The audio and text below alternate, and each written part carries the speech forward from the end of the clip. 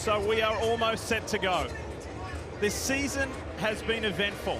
This season's been highly entertaining. Of late, there's been a little bit of controversy. So what does this Coke Zero Sugar 400 have in store for us tonight?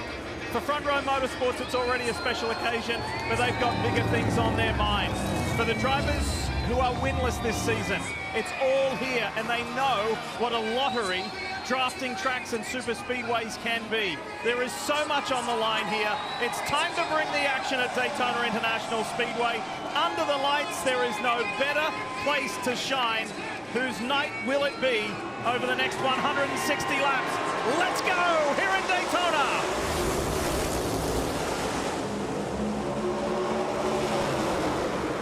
Best ever start at this track for the guy third down on the low line, Josh Berry, as Michael McDowell will lead this field into one.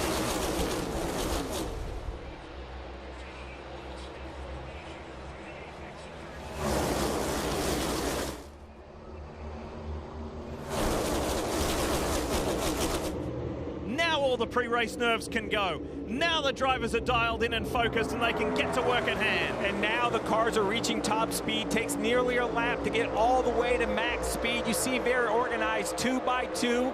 Everyone kind of playing nicely on newer tires. It wouldn't shock me if the bottom of the racetrack, near that yellow line, is the preferred lane. Yeah, we saw an Xfinity race last night, a wreck early, and I think these guys have paid attention to that. They're going to push and shove a little bit, Diff, but they're going to try to be smart about it. But this is a short stage. You're going to have to go. You're going to have to make some moves early. It is short, only 35 laps, well within the capabilities of the fuel load, so no pit stops required. It's go for broke. Gamble as much as you want. Austin Dillon trying to lead this third lane. He jumped up there, a lot of cars behind him. Interesting to see if that can work. And if you're thinking at home, wouldn't it be a remarkable performance for Austin Dillon to grab a win here where he has won before and put all the controversy of Richmond behind you? Not alone. It's been a popular topic of conversation here in Florida this week. Look at Logano pushing McDowell on that low line. I think some line management going on by these teammates on the front row, Steve. Trying to stay side by side, kind of bottling up the whole field, but now Logano gave a big push to McDowell, got him out in front. Problem is, if they play too much defense, that only aids that third lane led by Austin Dillon, that black and teal car. Not anymore. I believe that's the 6 of Brad Keselowski, now the 9 of Chase Elliott. Everybody to the top. Ooh, Chase with the move back to the middle. Nice move by the 9 car. Yeah, that was funny. Everybody wanted to be the first car on the top lane. Let's ride aboard the Brez Tree Chevrolet for Austin Dillon.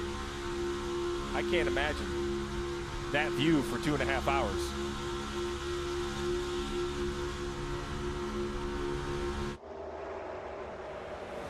The awesome roar of 40 NASCAR Cup Series cars here at the World Center of Racing. That bright green and white car on the outside, Todd Gilliland, the third generation racer.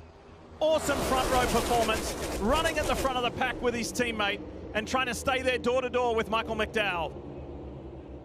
Blaney still leading that outside line. It's made a little bit of ground, Steve, just a little bit. Now he's on the outside of the 9 car. Remember, Chase Elliott slid in front of him, so now he's alongside Chase. So right. Just a little bit every lap. Yeah, and this is the concern of Daytona, right? Why does strategy and all that stuff matter? Because where are you going to go? Look at that, 200-mile-an-hour rush hour traffic, every lane full of cars.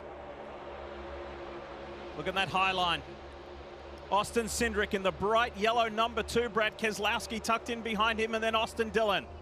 Daniel Suarez in the all-red Coca-Cola car, and that outside lane's got some momentum. Look at Keselowski pushing Cindric.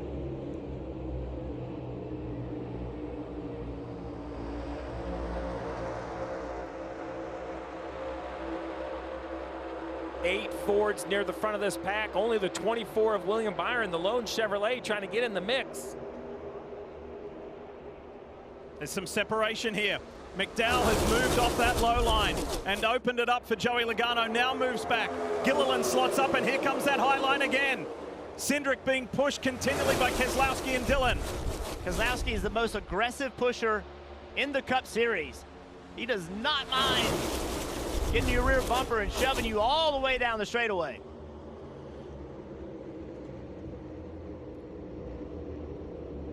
Logano knew he had to come low. Josh Berry in the 4.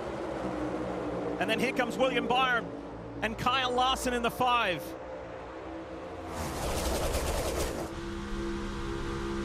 Larson yet to notch up a top 5 here. And he said, you know what? I think it's soon. I think it's close. I'm getting better and better at these tracks. Berry on the inside of Logano. It's 3 wide with McDowell on the high line. Logano's experience showed he wanted to go to the bottom, just didn't have the confidence because he wasn't clear. Being stuck in the middle was not optimal, but it was his only option. 35 laps in this opening stage as we check in with Jimmy Johnson. What do you see that you like so far? I love seeing that third line come together. And one thing that the third line will try to look for is when the other teams in the other 2 lanes are saving fuel, they'll get word, and the guys will jump up in third lane, be able to run 100% throttle and work their way to the front. I thought that might have been taking place to start. Now it looks like they're just racing, and the third lane is pushing harder than anyone else. I think that's great analysis about the third lane pushing. You talked about Brad and how aggressive he is. He's now in the middle, but you can kind of get a telltale from those flaps on the hood. When they get very, very close, they'll start to flap a little bit because the air pressure changed. Joey Logano, that second car in the middle, that bright yellow 22, his are the easiest to see. When he gets to the back bumper of the 6, you're going to see right here, right there, right side keeps flapping open. Now the left side flaps open.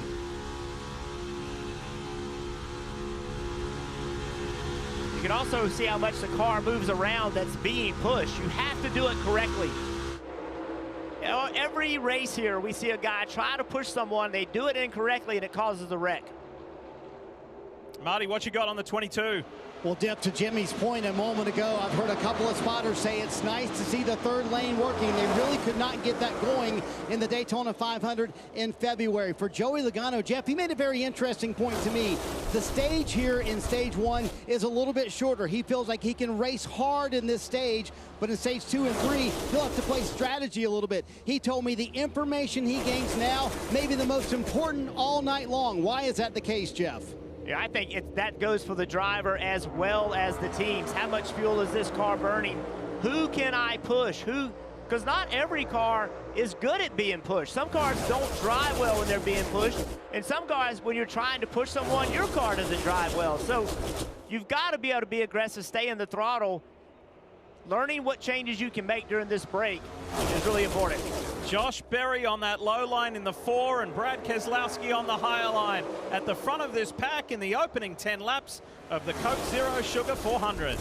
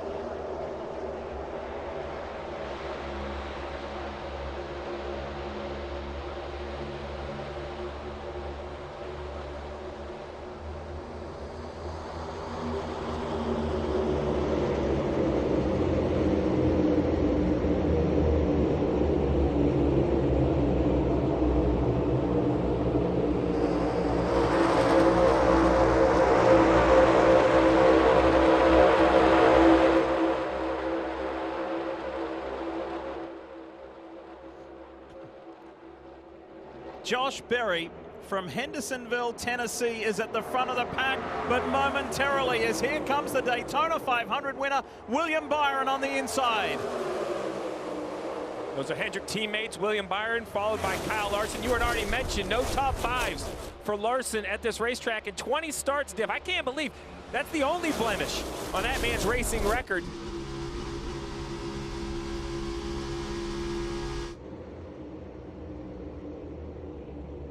That shot just shows you just how the lanes get blurred on that backstretch. So much movement left to right.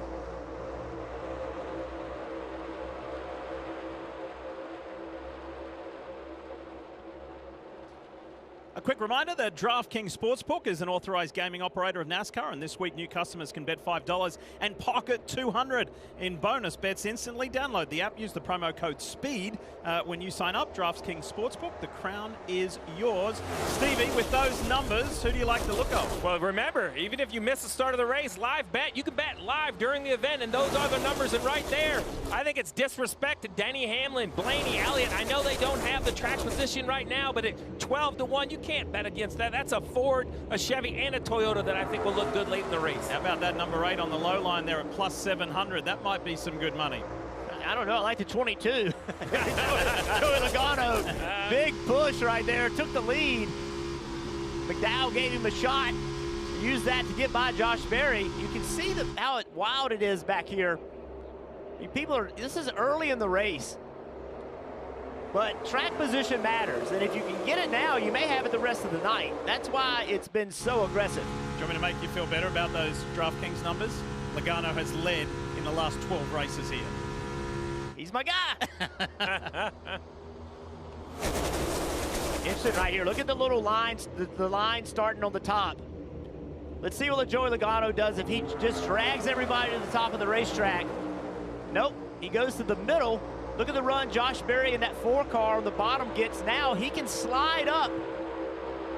Let's see if he decides to do it. He does not. He's thinking that the 24 car, William Byron, can come give him a push. Blaney, he wants to be the guy behind Josh Berry.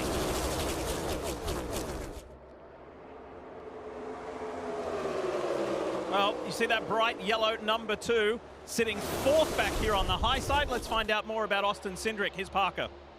Right, Lee, and he's sort of been married to that top lane and sort of led it at times here. And I talked to Austin before this race about what it takes to be able to push and get pushed. He said, you got to make a choice between drivability and being able to take those pushes. We've worked really hard in this 2 car in terms of making a car that I can drive and make big moves, but also accept big pushes and give them. We've seen that early on as he went straight to the front, but now being married to the top, David, looks like he might be falling back a little bit. 4th in line on the top, now 2nd in line on the top, the orange and blue car of Brad Keselowski. I asked his crew chief, Matt McCall, about that reputation of being one of the better pushers in the pack. He said, I don't know where he got that, but I do think that he knows what he wants out of his race car. So when he pushes another car, that's what Brad wants in return. These drivers know that, and they know that's a good way to get to the front.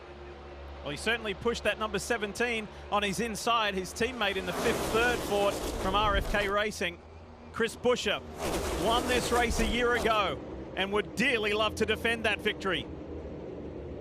Yeah, that was a great report from Parker Kligerman about setups on the race cars. As the 3-wide battle for the lead continues, you can set your car up so that it does accept pushes. So it's not as unstable when somebody gets to the back of your car. But when you do that, Steve, you make sacrifices in speed. The car does not go as fast by itself, but you do that because you know you're going to get pushed all night. You know that's what it's going to take to run the front. And some teams will make that consideration. And when I'm watching out of Joey Logano, it is really hard to keep the lead. That was some aggressive blocking last time down the backstretch, and they still ended 3 wide on the front stretch. And we'll take the look again. What does Logano do? He's going to have a little energy on the upper lane. He's going to take this push from his teammate, Ryan Blaney. This time down the backstretch, very conservative, straight, right on the bottom of the racetrack. Look at Josh Berry in that blue number 4. I think Speedway racing is even more difficult when the runs happen like this. They don't take a lap to generate. I mean, you can go from backing up to going forward in just a few hundred yards. Berry sits 2nd in the Rookie of the Year standings, by the way. And he led his first laps in his first Daytona 500 earlier this year. And he's just got the big picture view in mind of every time in my car on a track like this is a learning experience. And no better learning, Jeff, than being at the front of this pack. Yeah, this is a great opportunity to understand if you get in this situation at the end of this race, what do you need to do? Who can you push? Who do you like being pushed by?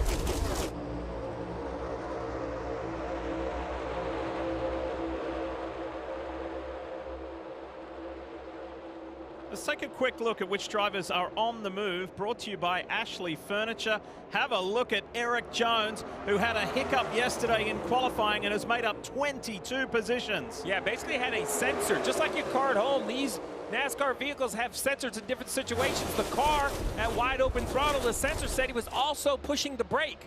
That's like a safety thing. Thinking like a hung throttle, the car shut off in qualifying. I talked to crew chief Dave Ellens. He thought that they had it cured, but it's going to be a good feeling to see it run a solid 21 laps. Eric was Jimmy, the owner on the pit box, has to be feeling good that the car has moved up that many spots.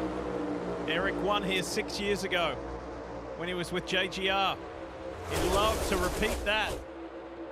How about these front row Fords, Jeff, up on the high line? They sit 20th and 21st in the playoff standings. This could be a night that changes either Todd Gilliland or Michael McDowell's year. Yeah, Todd Gilliland, we are seeing him toward the front of the pack very often, not just on these types of racetracks. But this is the best opportunity, right? They run well, but they don't have quite the speed to win races at a Charlotte or a Darlington next week. But here, with the speed they have in qualifying, Jimmy, there is no question they have it tonight. Yeah, they really do. Those guys have shown great speed, and I would say that the Fords in general have really shown their strength on plate tracks. But I appreciate the shout out on the 43. Certainly a stressful night for us trying to figure out what was going on with that electrical gremlin. As you mentioned, Steve, the sensor went wrong, and it claimed that Eric had 2,200 pounds of brake pressure with the wide open throttle. So we got it sorted out. And,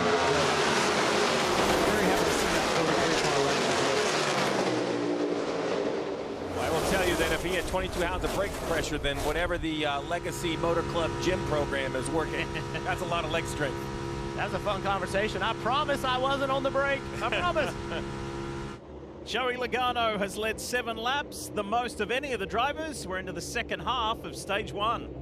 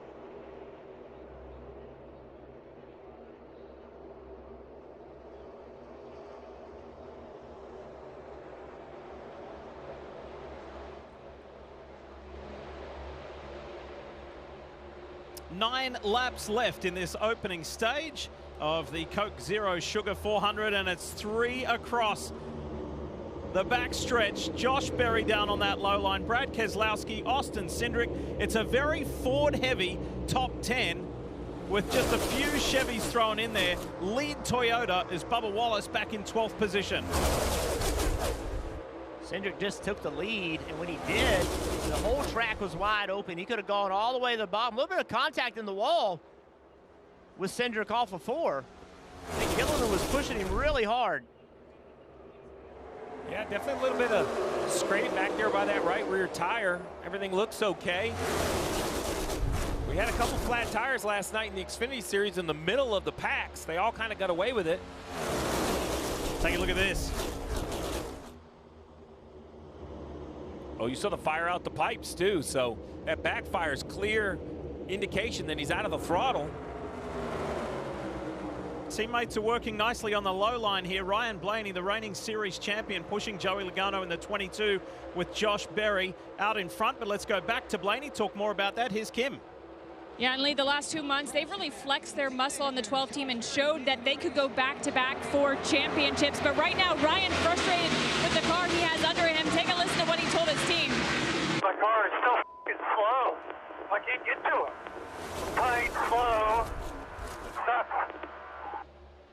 So again, Ryan Blaney very frustrated. Parker with the car cannot do what he wants to in the draft. Well, that's not the case for Josh Berry. He leads here at the front of his field, and he only has a handful of Super Speedway starts in the Cup Series. So I asked him, how have you adjusted to racing the Cup Series? Who have you talked to for advice? He said, well, of course, I've talked to Dale Jr. Obviously drove for him in the Xfinity Series. He said, but one big problem talking to Dale, he makes it sound so easy. There's nothing easy about Super Speedway racing in the Cup Series. The field is so deep. Every move has to be perfect. He's done a great set of moves here in this first stage. And Jeff, I wonder, when you were learning Super Speedway racing, sometimes you get great advice, but it's hard to execute it without just getting out there and learning.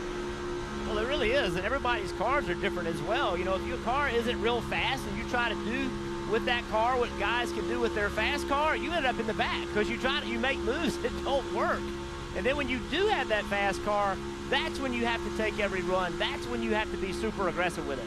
And you know, Lee, I was fortunate enough to crew chief as we see a big block by the 4. I thought he was going all the way to the top for both Jeff Gordon and Dale Jr. And I learned that this was really an art form because their styles were very different. Their success rates very similar, yet they did it different ways. How long does it take to get that comfort? Or do you ever get that comfort, Jeff?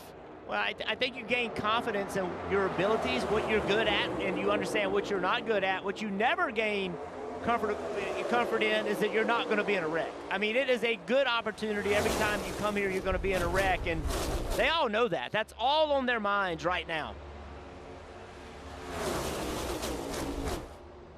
This is the Coke Zero Sugar 400. Crisp, refreshing, and irresistibly tasty. Is Coke Zero Sugar the best Coke ever? So, Logano, Blaney, a frustrated Blaney, as Kim mentioned, and we heard him on the radio express that pretty clearly. Then the 5 of Kyle Larson, the 8 of Kyle Busch. Keselowski leads that middle row. Berry looking to go around him and go to that high side. And Chris Buescher and William Byron just watching what's happening. And as you see on the top left, 4 to go in this stage. Not only is there a reward with points, but this is a dress rehearsal. This is what you're going to see at the end of this race. This is great work for the drivers and the spotters to kind of learn exactly where they think they need their car in the closing laps. Look at Buescher in the middle of this racetrack. He's one of those guys trying to race himself into the playoffs. He needs these stage points. And right behind him is Bubba Wallace. He also needs stage points. Still the lead Toyota, and he's got himself inside the top 10, trying to push William Byron now. As Busch has gone to that high line behind Berry and Keselowski. 3 to go from here in stage 1.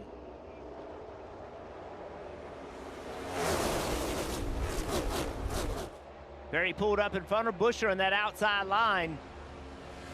That happened. The 23 of Bubba Wallace got back in front of Buescher.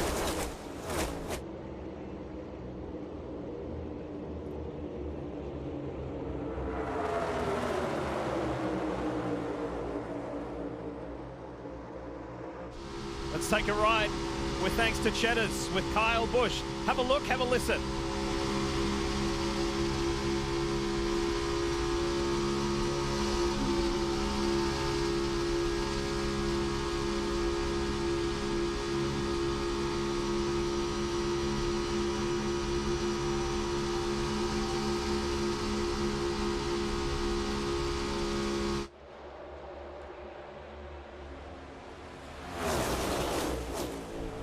This has been a fascinating opening stage of the Coke Zero Sugar 400. And we've got 1.5 laps to go before stage points are awarded. Everybody has a better feel of their car now and these conditions on a warm night here in Daytona. After tonight, when the checkered flag falls, one race left. Darlington next week before we go into the playoffs. How aggressive are the pushers going to get now that we're coming to one to go? See Buescher in that 17 car right behind Berry in that 4. Here comes the push down the front straightaway. Let's go of him into the corner so he doesn't spin him out. This has been a really clever and sophisticated opening stage from Wallace and Buescher as they've just very carefully worked their way forward. And now look at Buescher pushing Berry in the 4. Final lap of stage 1. Pushes him out and jumps to the high side, but no help for the 17. The 4 likes this, but he doesn't want to get too far out. There'll be one more run coming off the nose of this too. A big push coming to the 17. Buescher had to put a big block. Josh Berry wins stage 1, and he has been at the front ever since the start. And how cool is that? His first ever stage win, and he does it at the World Center of Racing. Had his first Daytona 500 earlier this year, led his first laps, and now he's won his first stage in the Coke Zero Sugar 400 here at Daytona.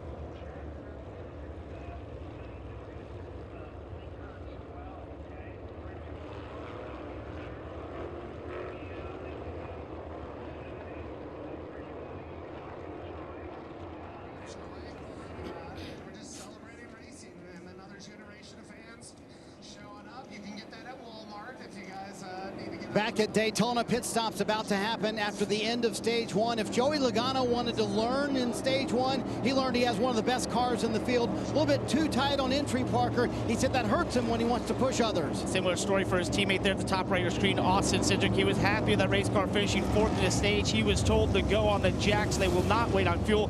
Bottom left of your screen, Josh Berry, stage winner, first stage win of the year. Just getting a little loose. They'll make an air pressure adjustment for that, Kim. Bottom right, Chris Buescher, he said he doesn't quite have what he needs off the right rear, but no major issues. He said, let's leave it, so no adjustments, just 4 fresh Goodyear tires, snow-go fuel for Chris Buescher. Opening round of stops done. Josh Berry with the maximum stage points over Joey Logano and Chris Buescher. What a start.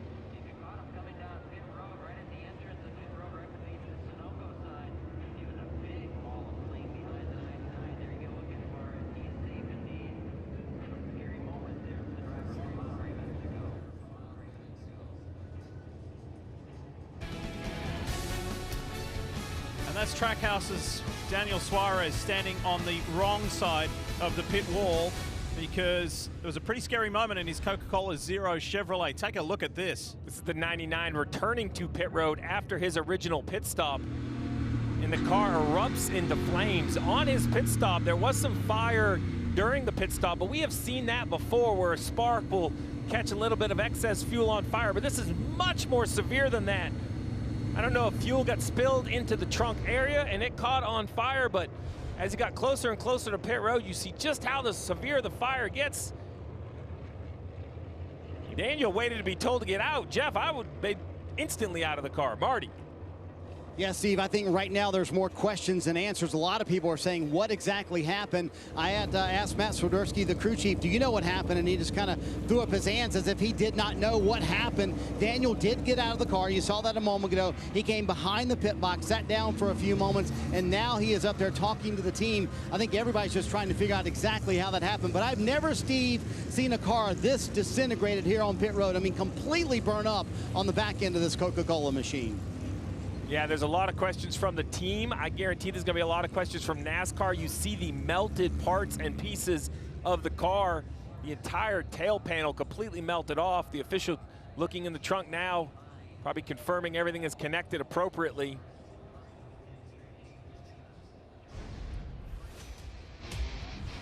Daniel was circulating and it was somewhat controlled, and then all of a sudden it just exploded. Thankfully, he was able to get out of the car to safety.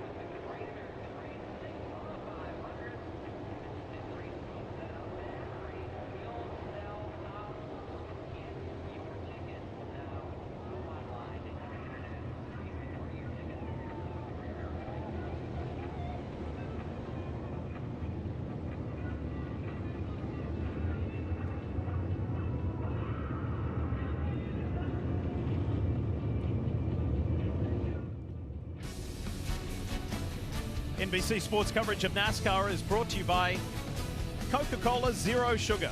Is it the best Coke ever? Credit One Bank, NASCAR American Express card. Toyota, let's go places. And by Pods. Save up to 25% now at pods.com. Welcome back to Daytona. Lee Diffie, Steve Letarte, Jeff Burton with you. Jeff, let's have a look at what went down in the 99 pit. Yeah, Daniel Suarez, he is watching a replay from their pit cam. There's a cam that hangs over top of their pit.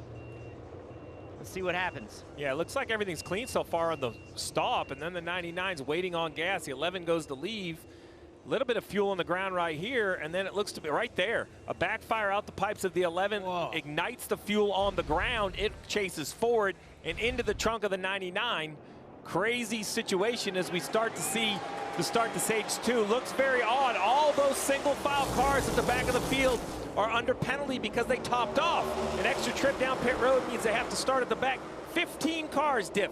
15 cars decided to come down and get a little extra fuel. What an opening stage that was. The most lead changes in the first 35 laps here at Daytona in 13 years. It was cool. And the defending race winner, Chris Buescher, is on that low line in the 5th, 3rd Ford for RFK. And he wants to confirm his spot in the playoffs. He wants to go to Darlington with more peace of mind, but look at the Penske teammates pushing each other. Austin Cindric helping Joey Logano, and Josh Berry, the winner of stage 1, slots in behind them. Austin Cindric is a very good super speedway racer, won the Daytona 500 a few years ago. Pushing teammate Joey Logano.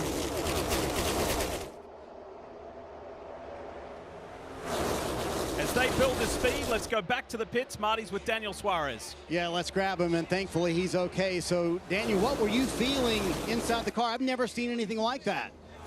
It's the first time as well for me, man. It was a very weird feeling because I don't run a rear view mirror anymore. I only run my rear view camera, and the camera is mounted in the rear bumper. I can feel the heat in my back, but I cannot see it.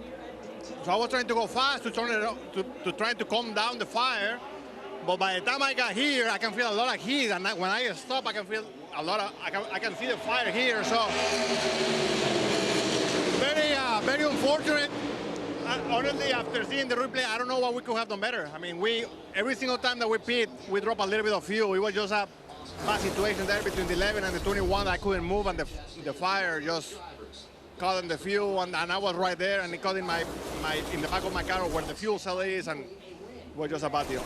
Yeah, just glad to see that Daniel is okay. They are indeed done for the evening, Diff. And just to reiterate something that Suarez told Marty was that I don't run the rear view mirror anymore. I just have the rear-facing camera, so I couldn't actually see what was going on. Some have both, some just have one. And NASCAR has informed us, Jeff, that Suarez and the 99 team can rejoin the race if they choose to. Yeah, so basically the DVP, damaged vehicle policy, if you're in an accident, you can't go to the garage and make repairs. This very unique circumstances, there was no damage, there was no accident, so it's really a mechanical, if you can believe it. But according to Marty, they're done for the day. I would believe with that much fire, maybe the damage is just too much yeah, to safely return the car. You know, with the win on the season as a crew chief, Lee, it's not about points for me. I want to keep my drivers safe. I would know. We've talked about how crazy these races can be. Well, this race continues to be crazy. You can see the battle 3 wide. Bottom lane, Buescher leading it. Bubba Wallace trying to push him. Chastain trying to make that middle work in that one car, that blue one car. Bubba Wallace, an aggressive move to the middle to try to lead that line. And for the longest time in stage one, Bubba Wallace in that 2311 Toyota was outside the top 10. He very carefully and methodically worked his way forward towards the end of stage one to get some better position, put himself in a good spot, and then now look at him go here at the front of this field. And if what these drivers have been asked to do for the first 35 laps wasn't crazy enough, now in this stage, the strategy is to save as much fuel as possible. So on the green flag pit stop, you're there the least. You don't want to be in your pit box any longer than you need to. So we're going to see this great racing continue, but now the drivers are trying to manage throttles, manage speed, manage fuel, all while trying to keep track position. I can do one. I can save fuel. I can't save fuel and go fast. That's an art to being able to do that. Position your car, use that draft to your advantage. That way you don't have to be in the throttle quite as much.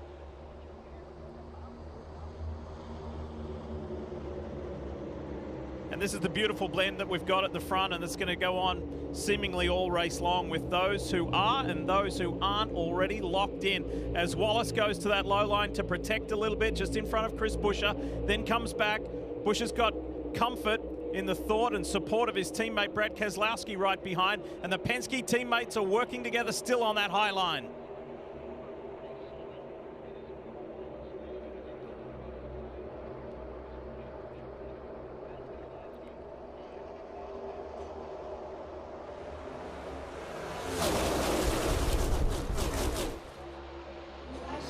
Hey, Stevie, riddle me this. You're talking fuel strategy. You're up there, you're up front, you're saving fuel. How far back can you be and have it play out on the pit stop? You know, Jimmy, that's a great question. This is a new phenomenon. I've studied all the races, and it looks to me that the sweet spot is like 10th to 16th. If you can be somewhere just outside the top 10, you can stay close enough to the leaders that the 0.6 of a second, 0.8 of a second you gain on pit road results in track position. If you get behind 16th or 18th, even though you've saved a tremendous amount of fuel, you can't shorten the pit stop enough. So, unfortunately, though, Diff, guess where 16th is? It's about row 5 in the middle. So, you know, great for fuel savings, not so good for a safe ride. Pretty good run from Daniel Hemrick as well. He's up 21 positions. He's the second car on that low line, that multicolored 31. This is a really promising run. Look at the shove by Joey Logano. When you talk about not handling well, this is the moment. It's like turbo. The 23 is going into turn 3 now, 5-6 miles an hour faster than he does all day. That's when your car has to still handle well, Jeff. Yeah, when you're right. And the car always seems to get loose getting into turn 3 with that added speed. And look who's arrived on the scene as Chase Briscoe is at the front. Look who's arrived on the scene on that low line, 4 cars back, number 7. Corey LaJoie for Spire. He's there. Let's take a ride with him thanks to Celsius. He gave us that really scary moment last week in Michigan. It'll be on the highlight reels forever. And this guy, it's all or nothing. Steve, you mentioned it right at the top of the show. Those drivers who have got nothing to lose, he's one of them. Yeah, no ride at Spire next year. The news has been announced. He's not returning. No other further information, so we don't know where he's going to drive. But one thing that's for sure, winning fixes everything top to bottom. And for the 7 and Corey LaJoie, a great run would add to his resume for any prospective team looking at him. Let's talk more about the 7. Here's Parker. Right, guys, you mentioned he's sort of in that win position to want to win. That's the only thing that really changed his future right now. And I asked him about that earlier today, and he said, there's a lot of desperate guys out here in this field, and I am one of them. I will do whatever it takes to find myself in a position to win this race. Take a look at some progressive telemetry, riding along with John Hunter Nemechek. Talk about saving fuel. Look at what he's doing. He's not even full throttle. If he was full throttle, that graph, the green, would be all the way to the right. So how can you run partial throttle and still run almost 190 miles per hour? All of those cars in front of him, they're creating a massive wake. There's a hole in the air. And they're just pulling him along. The car behind him is pushing him along. It's air. And everybody said, well, how much are you really saving? So I put it to the test. How far can you go? The survey in the garage, 42, maybe 43 laps leading. I said, well, all right, middle of the pack, how far can you go? 50, 51, maybe 52 laps. That's 20 to 25 miles further. That is an unbelievable gain.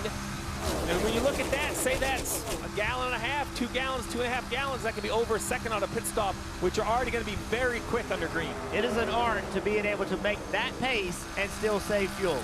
John Hunter Nemechek will be running on happy memories from this year's Daytona 500, where he finished in the top 10 in 7th. Bubba Wallace leads.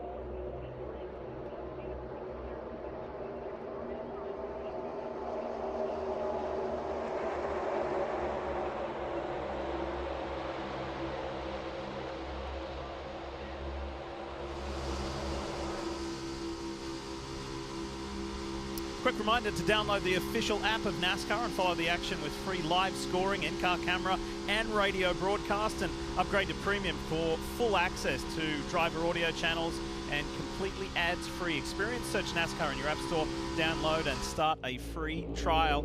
Bubba Wallace from 2311 leads the way, and he's a lone Toyota in a sea of Fords and a couple of Chevys, but he's out there doing it well from Chris Buescher, the defending race winner here of the Coke Zero Sugar 400. Joey Logano comes up on his outside, but for Buescher, he's trying to confirm his spot in the playoffs. So too is Bubba Wallace, and he's getting a big old push from his teammate Brad Keselowski. Wow, this is going on in the front. Look about 15 rows to the back. The 7 car, white car with the black roof on the bottom. Corey LaJoie, he went to the bottom. In a lap and a half, he has gained a ton of track position. He's making it work.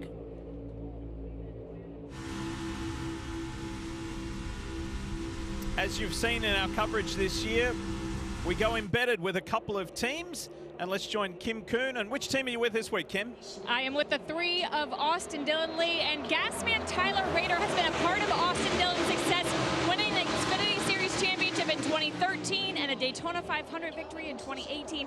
But a chance visit to RCR in 2018 by a Special Forces member would put Tyler's NASCAR career on hold. That Special Forces member told the pit crew they wouldn't be able to handle the military training. So Tyler said that lit a fire under his butt. He felt like everyone should serve in some capacity and needed to answer the call. In 2019, Tyler left the team to serve as a fire team leader in the 75th Ranger Regiment of the U.S. Army. After finishing his service, the 3 team welcomed him back with open arms. This year's Daytona 500 marked his return to pit road for the first time in 5 years, and Marty, now a copy of the Ranger Creed stays permanently in Tyler's wallet. Kim, Tab Boyd is a spotter for Ricky Stenhouse Jr. They won a Daytona 500 together, but Tab Boyd is not the star in the Boyd household. No, that belongs to young 10-year-old Bentley Boyd, who is, get this, ranked 3rd in the country in American Ninja Warrior competition and 7th in the world. Tab told me his biggest contribution to all this is building their obstacle course in their backyard, which takes up pretty much the entire backyard. There you can see that all hand built by Tab. And yes, he does plan on being an American Ninja Warrior once he turns 15, when you can be on television right here on NBC Diff. I'm not sure there are many 10-year-olds in the world that are more in shape than adults, but I bet Bentley Boyd is, Lee. Well, Matt Eisman, one of the hosts of American Ninja Warrior, is a good mate of mine, so I'll tell Matt about that. Keep an eye out for Tab and the family. Good stuff. I'm feeling kind of bad about the stuff I built for my kids. Not the swing set? That was next level. With thanks to Little Bites, Biggie Muffins. This is Ricky Stenhouse Jr. What a win would do for him tonight. Incredible. And he fits into that category. Oh, and here we go. Chastain's involved. Noah Gragson, Eric Jones, Kyle Larson. Such a calm point in the race. It was too wide or single file, and all of a sudden chaos. We're still rolling. We're still rolling, but we got damage. Bring it right. Look at Noah Gragson. Bowman's involved. Truex gets going again. Ty Gibbs in the 54. And Corey LaJoie, who was having such a great run. He's stuck. All the tires are down. Hamlin. Bad week for the 11. The points penalty and now an accident early. Let's see what happens, Jeff. Oh, Noah. No, I don't know if Noah's getting pushed and lost control. Then he goes to the left. That's what it looked like to me. He just immediately shot to the left. Here you go, being a big pushback from Corey right here. Shoves him to the left. He has to correct it. Then he comes back across the racetrack in front of Corey.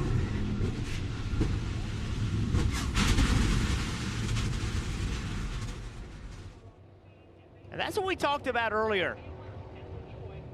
You can push and you can shove, but when you don't do it correctly and you get it wrong just by a little bit, you mistime it, this is what happens. Here you go. Watch the 7, the 10, the 1. The 10 is against the 1. The 7 starts pushing him. There's nowhere for the 10 to go.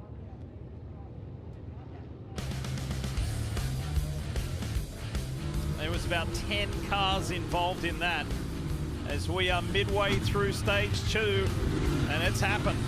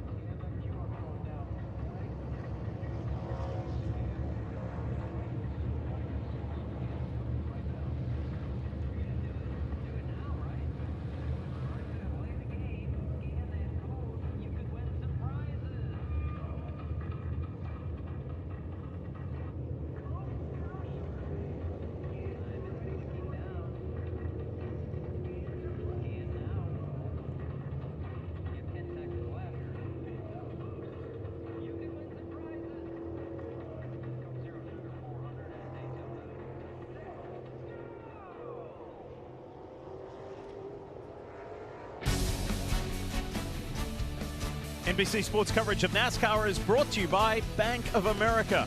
What would you like the power to do? Straight Talk Wireless.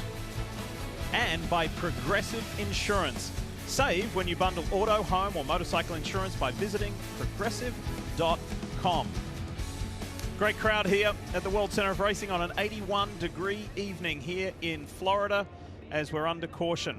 And Denny Hamlin, this is a week that just went sideways with the engine penalty to the 11 team, where a loss of driver and playoff points, and now his problems are compounded by this crash where there was at least 18 cars involved. So let's watch it again. So the 7 of Corey LaJoie, he gets to the 10.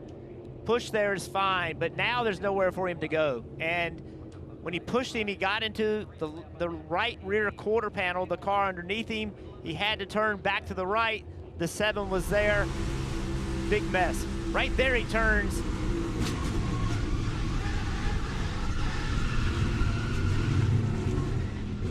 There was definitely some damage here, guys. But I'm surprised more cars didn't get in this wreck.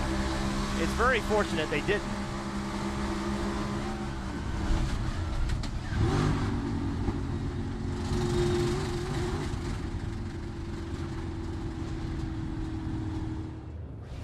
All right, let's find out more in the aftermath of this. Let's kick it off with Marty Snyder. Marty? The unpredictability Lee of Daytona strikes again. Ross Chastain came in +1 above the cut line, and now they have a damaged race car. Phil Surgeon told his guys, we cannot go down a second lap, so time very limited here to work on the car, and they're worried about the front splitter.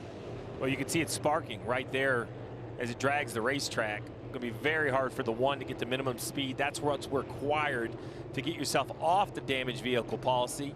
And now this, for the front of the field, is a straight-up call. Everybody will come to pit road and fill up with fuel. 33 laps to go, so inside a window, Marty. And Joey Logano comes to pit road. An important note for the 22 team with Denny Hamlin out of the race. They now have a clear opening out. Fuel only handling better, Parker. For Austin Cindric, who pits from the 5th position, very happy that race car fuel only. Biggest problem for them, they have no internet on their box. They're not able to give info. Bottom left, Chris Buescher looking to defend his win. Fuel only also for Buescher. Dave. No tires ready for the leader, Bubba Wallace. He just gets some fuel and he's out of here. Good stop from Keselowski, who raced him off. Here is the race off pit road. Buescher gains one. His teammate gains one. Wallace lost 3, and it's not a great story for the 9 Napa Chevy of Chase Elliott. He's behind the wall. Back in a moment.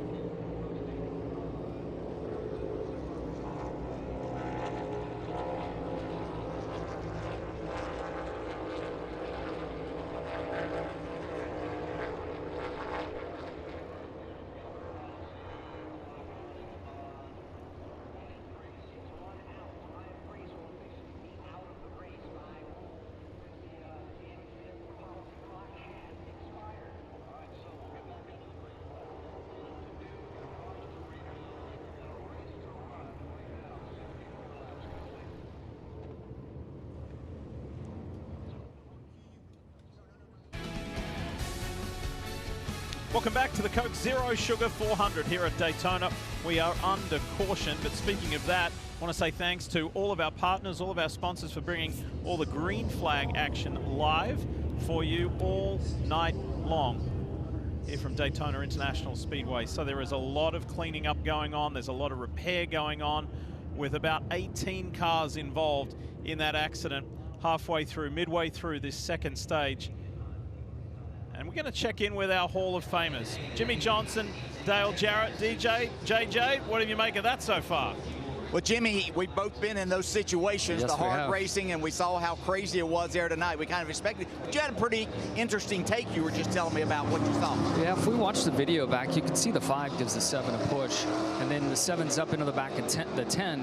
Sometimes when you're too close, you can't get out of that pocket. There's a pocket there that the car doesn't have much resistance, and then you just stay on the guy in front of you, and I think that could potentially be what happened to Corey there. Yeah, it's really easy to say, why didn't he just back out and give the guy some room? But that's a great explanation there. I'll tell you one takeaway that I had from that. I saw Kyle Busch was just far enough in front of that to not get caught up. So with all the bad luck and a fast that he's had before, now he's got a fast race car. Opportunity might be lurking for him. Luck could be changing for him.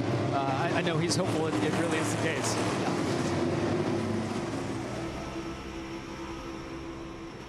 This is Ross Chastain's view. The view he did not want to have when he's trying to lock himself into the playoffs. Yeah, I've been watching the repairs on this car. He's the first driver below the cut line currently, and this is another view. You never want to see this. Time with Blaney. I think.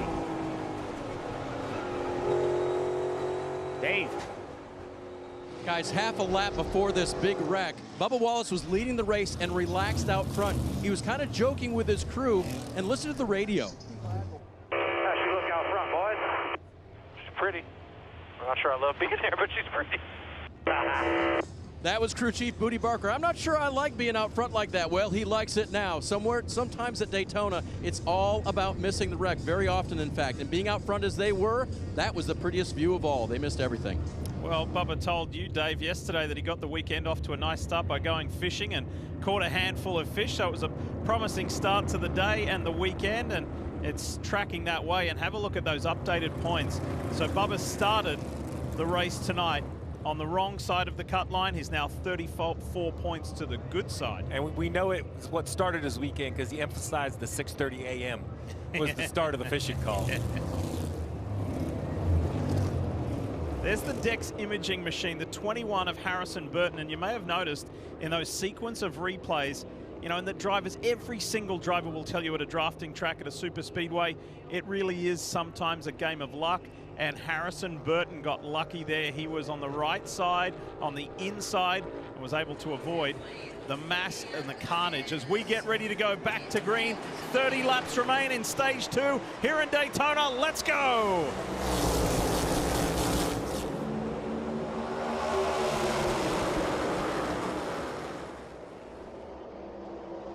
This picture is mirroring this race last year with the RFK teammates at the front. However, that's just changed as here comes Joey Logano. He is pushing Chris Buescher. And what about the ever-present number 4 of Josh Berry? What a night he's having. And look at the push he's getting from Todd Gilliland. Had Berry sideways down the back straightaway. That caution will change the complexion of this stage. While fuel is important, it's no longer required to save. Everyone topped off. They have enough to make it. So now, much like stage 1, it's go. Go as hard as you can all the way to the end of stage 2. Try to collect those points. Well, up until tonight, Marty, Chase Elliott had the best finishing percentage in this field. He completed every lap bar 1. That stat changes right now. Yeah, and Lee, he was also in a very good spot to win the regular season championship. Any idea from your view what happened, Chase? No, and I haven't seen it either. But I saw smoke, and you know I was so far back in the pack at that point. I was just trying to get slowed down and then hope nobody hit me from behind. And unfortunately, neither one of those things happened. So just a bummer, hate it. But yeah, we were really just riding. I think everybody was just trying to get to the stage and you know, put yourself in a good position for that pit stop. And I think that's where kind of all the games had originated. But definitely a bummer. I hate it for everybody involved. Obviously going to have to go and have a really good week next week. But we've been pretty lucky these last few plate races. So we were overdue, unfortunately, and we had to serve our time.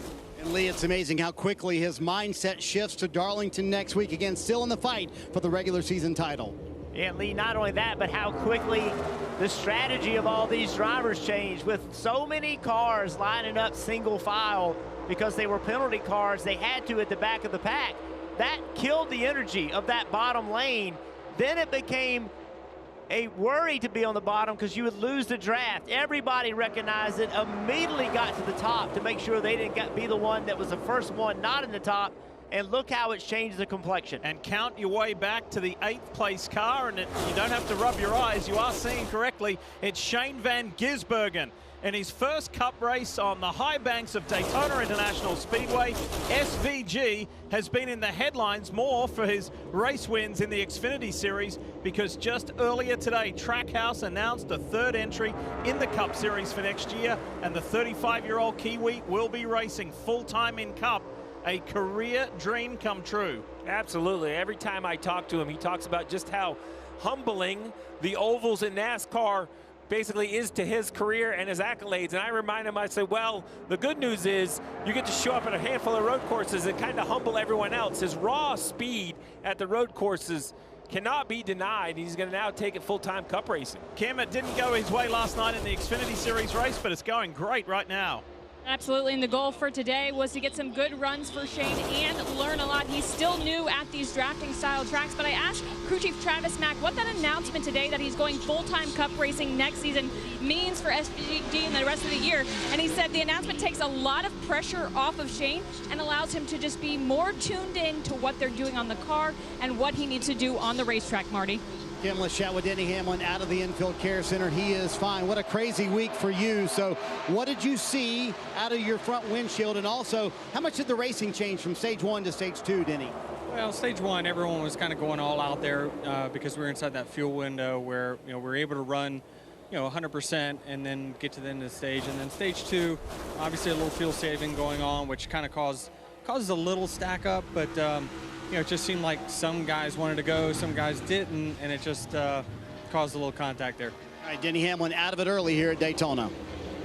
It has been a rough week, to say the least, and think about somebody trying to confirm his spot in the playoffs. Denny Hamlin's already in. Ross Chastain, for Chastain fans, he's 1 lap back.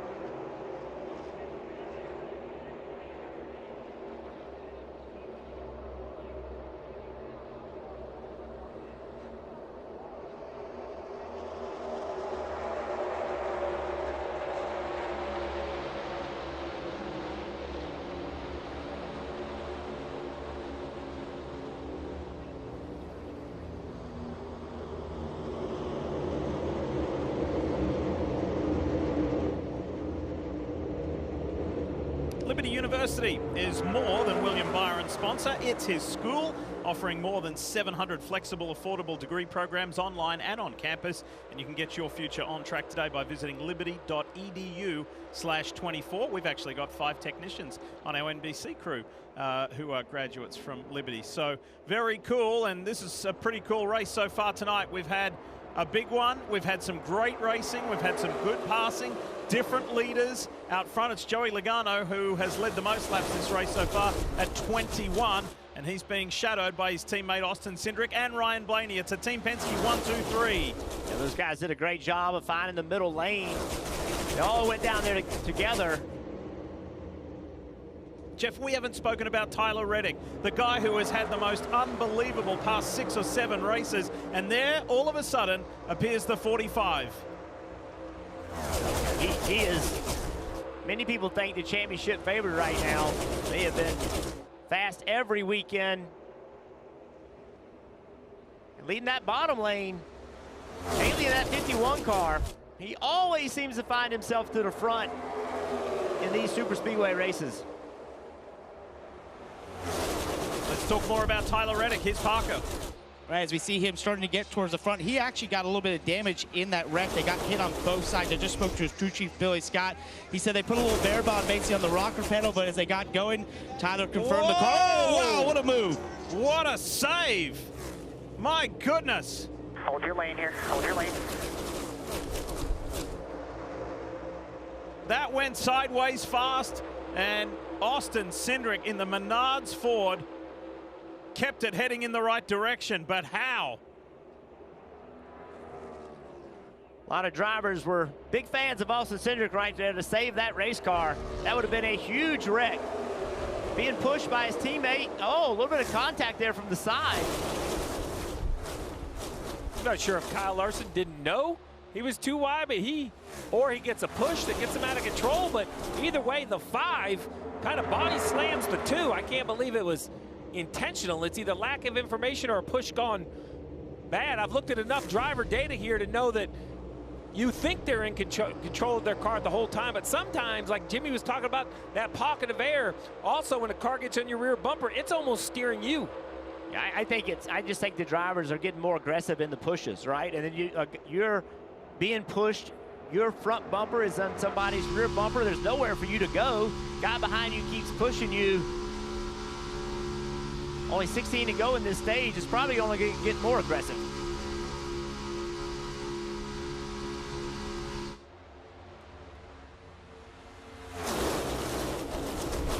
What's awesome about race car drivers is all that happened with Austin Cindric, and he just jumped back up in there in the middle. Let's go. Let's do some more.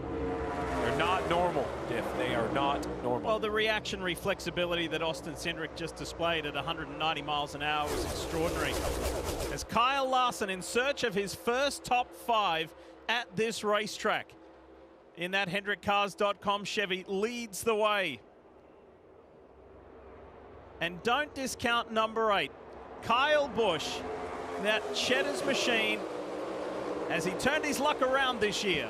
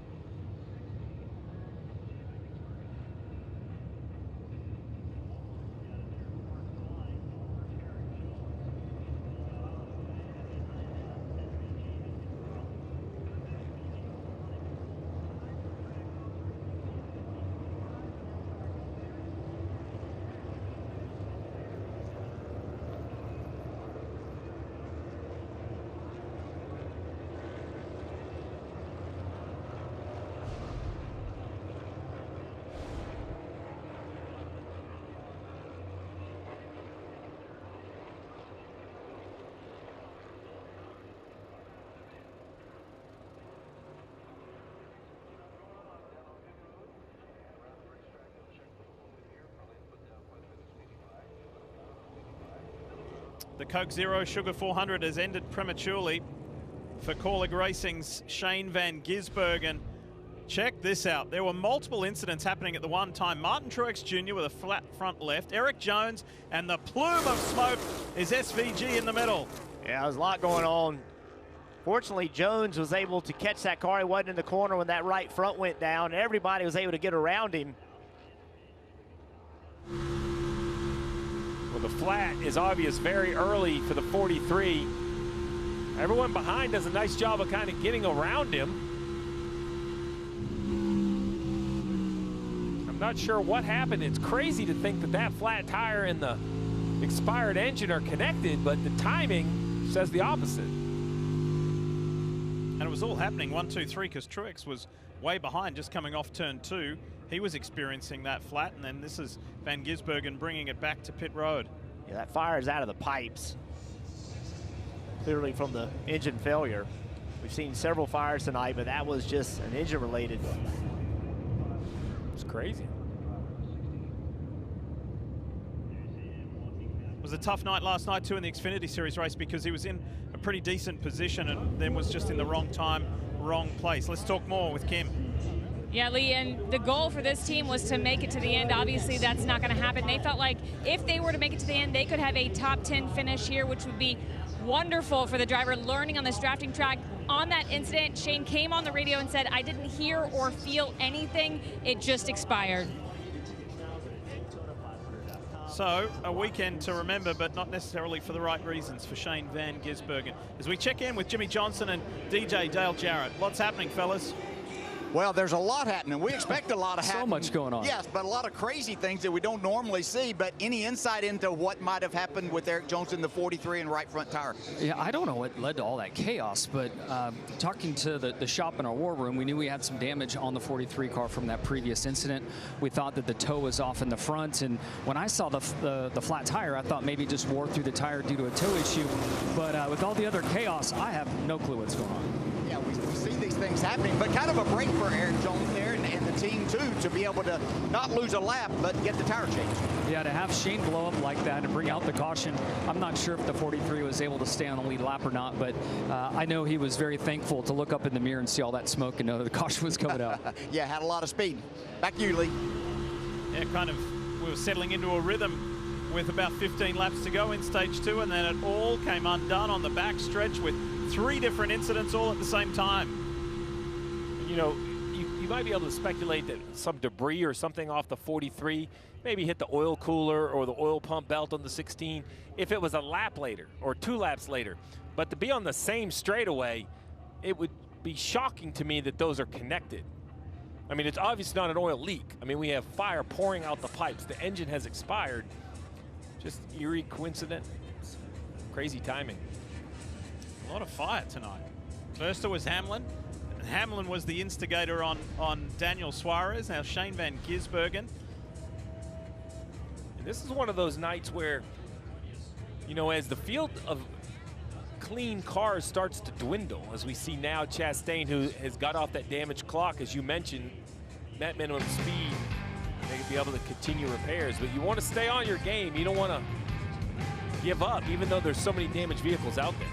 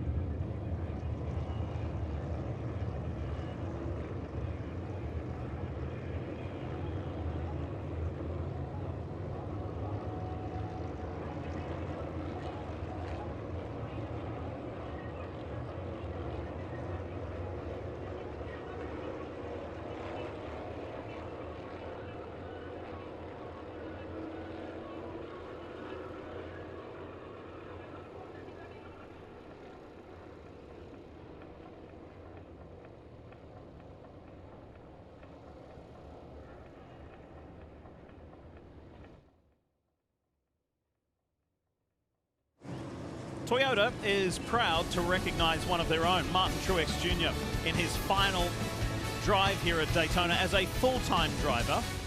When his retirement was announced, Truex's Team Toyota teammates were asked about his impact both on and off the track. I really respect Martin because he's done NASCAR his own way. He doesn't get caught up in the pageantry of NASCAR.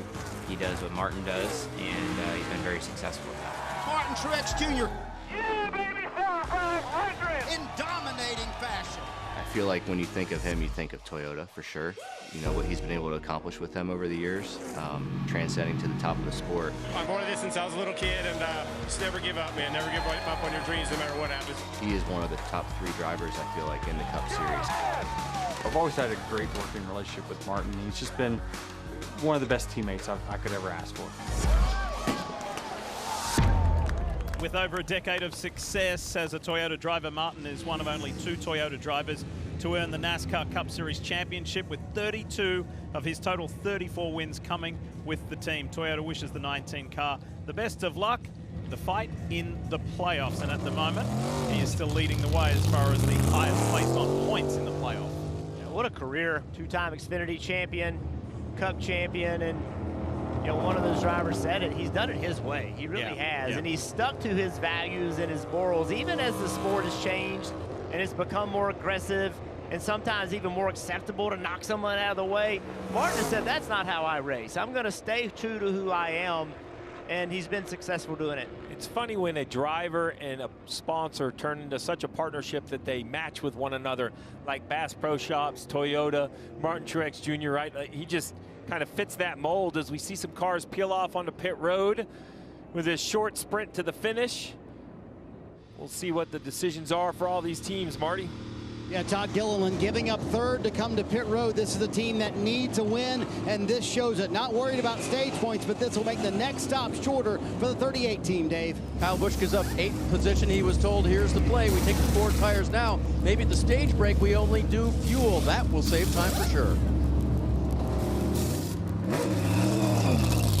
And released and sent.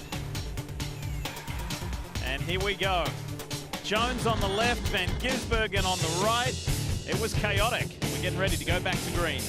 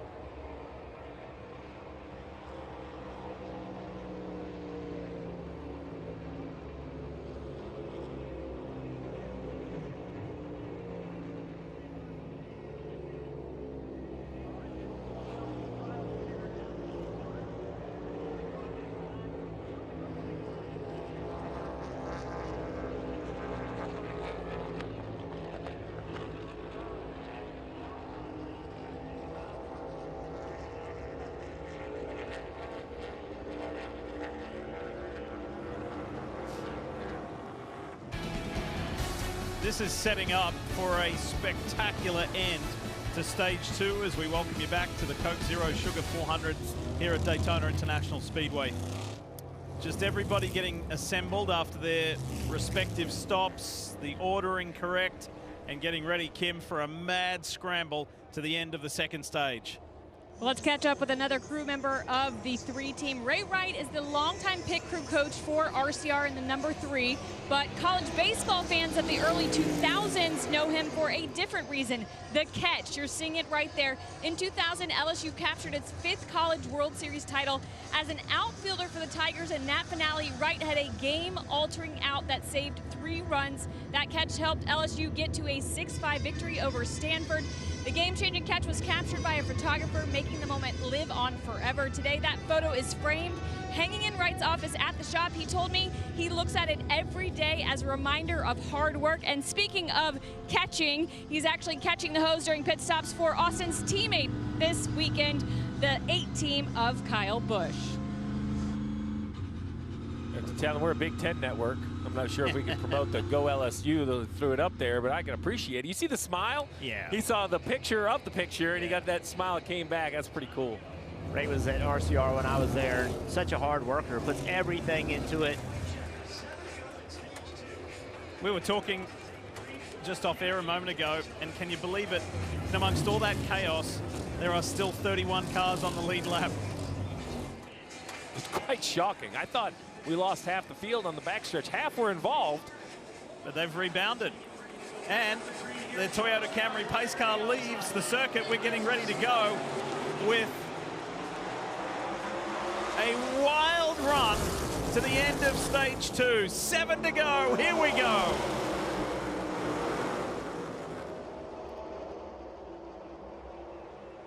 Who do you like the look of? Who has worked their way forward the most effectively? These short runs on super speedway races are aggressive. They are wild. Heart rate through the roof right now. Drivers know they're going to have to do things they don't necessarily want to if they're going to win this stage. And crew chief's holding our collective breath. Just hopefully the car runs all 7 laps so we have a chance to continue. Look, the RFK Fords have been ever present in this race thus far. Kyle Larson is at the front. Logano has been at the front more than anybody for 31 laps tonight. And his teammates not too far behind. But it's Larson clearly leading with 6 to go from here.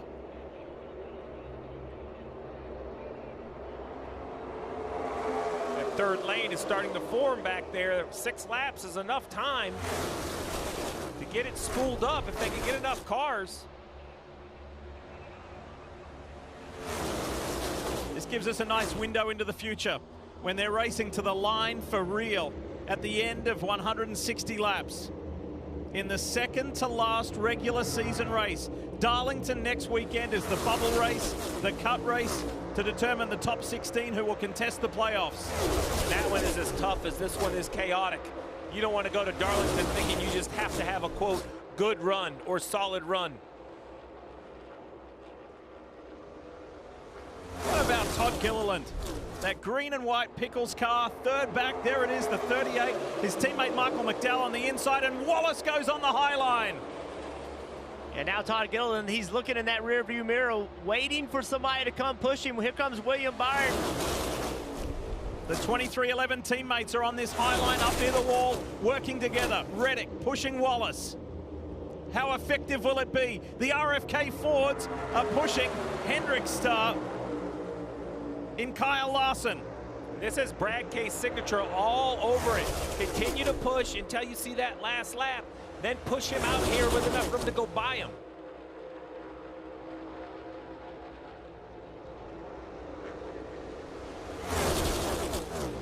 Four to go. Josh Berry won stage 1. Josh is a little further back. He's in 13th at the moment.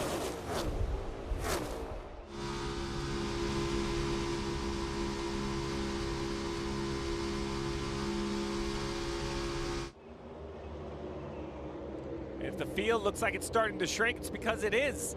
It's so intense that cars that don't think they can make the top 10 are starting to fall off the back of the pack. Here comes Kyle Busch on that low line, the 8, the Cheddar's 8. Tucked in behind Chris Buescher. Kyle Larson at inside lane. He's never won a race at Daytona. He's been close. He feels like he put himself in position multiple times, and it just hasn't worked out. Now Keselowski switches lanes, switches lines with 3 to go. His teammate Chris Buescher is pushing Larson. Logano's in behind him. And then Kyle Busch just ahead of Michael McDowell.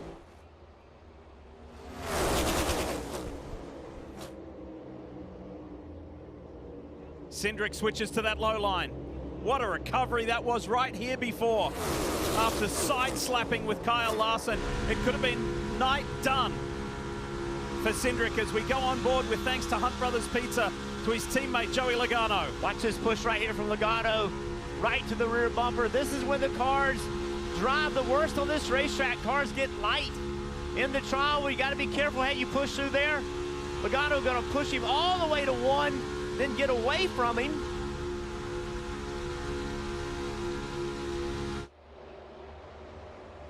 Larson in search of his first stage win at Daytona. Brad Keselowski looking for his first stage win this year.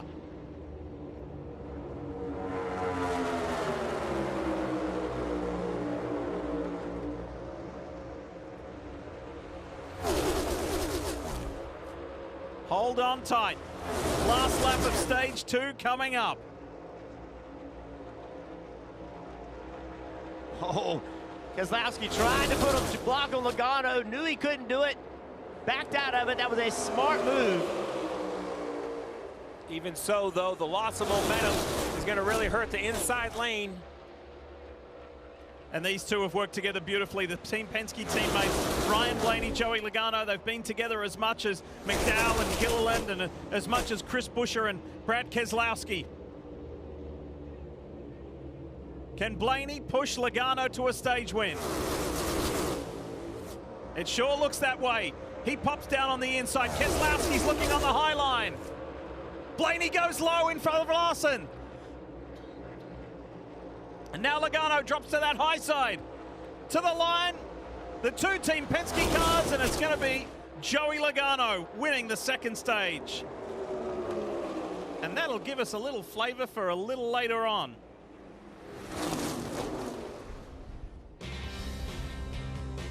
How about that?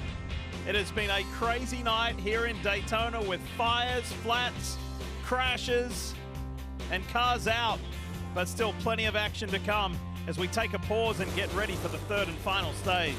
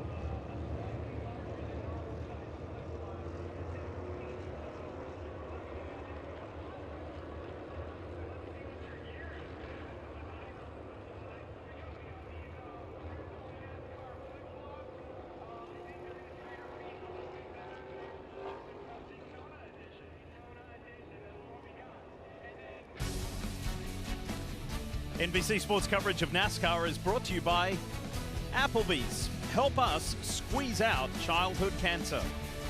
Bank of America. What would you like the power to do? And by Coca-Cola Zero Sugar. Is it the best Coke ever? Welcome back. Under caution for the end of the second stage here at Daytona International Speedway. Lee Diffie, Steve Letarte, Jeff Burton with you. Great to have 7-time Cup Series champ Jimmy Johnson joining us as well, with Dale Jarrett, fellow Hall of Famer, on the pit box. Marty Snyder, Dave Burns, Kim Kuhn, Parker Kligerman. We've got the whole gang here for a special evening at the World Center of Racing. And Joey Logano successfully wins the second stage. Been a good night for him. He's led more than anybody, 34 laps so far here at this Coca-Cola Zero Sugar 400. Speaking of the pit box, let's join the fellas now, guys.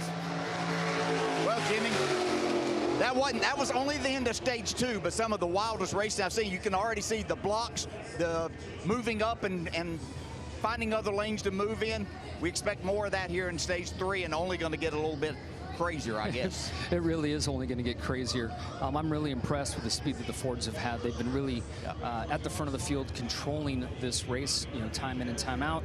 The 22 with these aggressive blocks, I mean, he's one of the best at understanding his rear view camera system and knowing how to, you know, make those tight squeezes. And then the other one for me, I think, that has shown the most speed, and you and I chatted about this earlier, was the Ford car. That car receives a push and has the longest legs and continues to run over anything that I've seen out there. Yeah, and the one driver I'm looking at that I saw come to the forefront there, Justin Haley, who is a former winner here. Not one of the big teams, but watch out for him here. He's done a great job.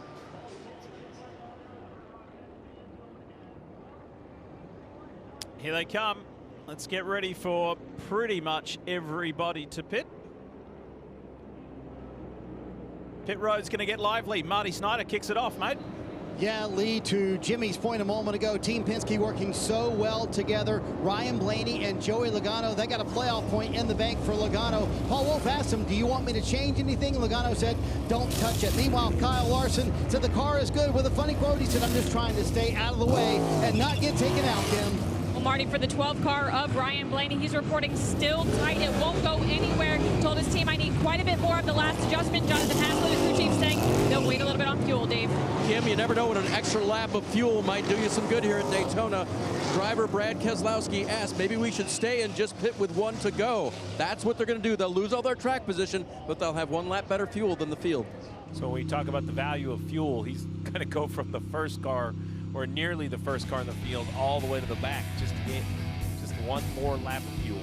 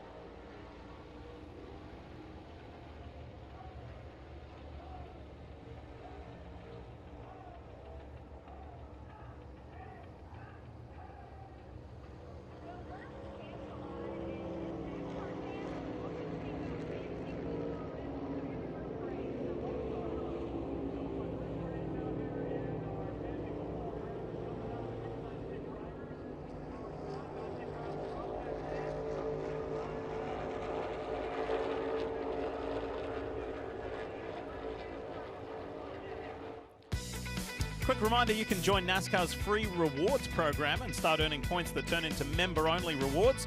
You can earn every time you check in for a race, trade points in for free tickets, exclusive gear, autographed merchandise, and one-of-a-kind race day experiences. Simply go to NASCAR.com/fan rewards. And we want to thank the fans for turning out in force tonight for this Coca-Cola Zero Sugar 400. All right, let's get an update on Ricky Stenhouse Jr. with Marty. What you got? Yeah, we've been embedded with a 47 team. A lot of cars pitted with 1 to go, including Stenhouse's crew chief, Mike Kelly. So walk me through that decision process to come with 1 to go. Yeah, we're just trying to put as much fuel in our car as we can, knowing this will be the last run here. He who has the most amount of fuel with the shortest amount of stop will put themselves in good position here at the end. And that's been our game plan all night, is just kind of ride, take care of our car, stay out of harm's way, and we'll get ready to go race here and turn him loose. Yeah, he mentioned it, Lee. Ricky Stenhouse has kind of ridden all night long, but Mike Kelly told him a moment ago, it's time to go race in stage 3. Well, you heard it, just how important the fuel is, right? He made an extra trip to pit road, car shut off here and coasting. And when we go back to green, we are going to take a listen to the 3. We're going to go take you inside the world of Austin Dillon and have a listen to that call. Lights are out on the Toyota Camry pace car. Let's go and have a listen. Stage 3, let's do it.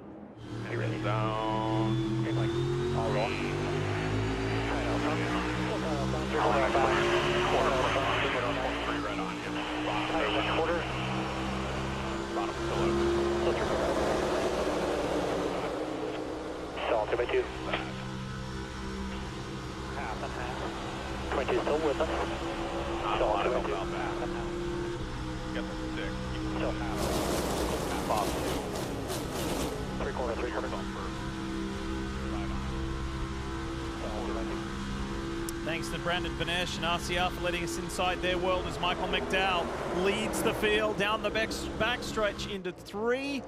It's amazing the work they do with those binoculars, right? It's one thing to say it works good down the backstretch, but then here, off from turn 4, coming below the grandstands, they have to move the binoculars, refocus, find their car, and then pick them back up as they go away. Remember, from the start-finish line into turn 1, if we look, they're driving away from the spotters. So depth perception, very, very difficult into turn 1 to try to decide they could be clear left or right, but just a few inches. What a night Josh Berry is having. Jimmy spoke to DJ about it earlier, and that 4 is back at the front just ahead of Kyle Busch. Jimmy asked earlier where you wanted to be when you save fuel, and that's what this is all about with 59 to go. It's a 200-mile-an-hour game of chess. As you see, the 4 almost getting down in front of Haley. You can't give up track position by saving too much fuel. You can't get track position by burning too much fuel. Somewhere there's a magic spot to be. This inside line, only 3 cars on the bottom. It's going to be hard for them to keep pace. Some more cars are coming. Folks, have a look at the graphic on your screen. The season wins. The cars at the front. It's a bit of an open landscape there with Austin Cindric, the sole winner in the top 9 cars in this race. Toyota on board of John Hunter Nemechek. He gave us a great view during that huge wreck earlier where he got somewhat lucky.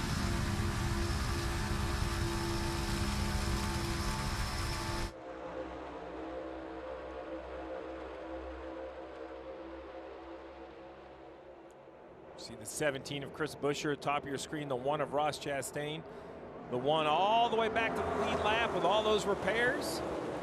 Doing a nice job, continuing to just count those points the best they can. The problem is on the left side, you see Bubba Wallace currently out at 18 or 19 now. That's because McDowell is leading. Remember, a new winner changes that line. It moves it instantly. And now that bottom lane, look at all the cars that are now in it. That's much more momentum than they had before.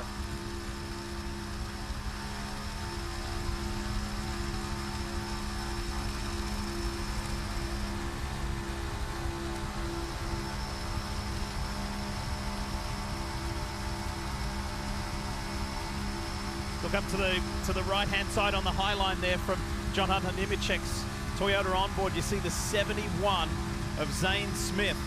And if you didn't see the news overnight, Zane, who's driving for Spire on loan from Trackhouse. Trackhouse and Smith have parted ways, and so Zane is actively, effectively looking for what 2025 looks like for him. He's tucked in behind Harrison Burton, who runs 7th at the moment. Big push right here coming. 14 car Chase Briscoe pushing Cindric. Wow, look at Berry dive low. And Haley trying to block it.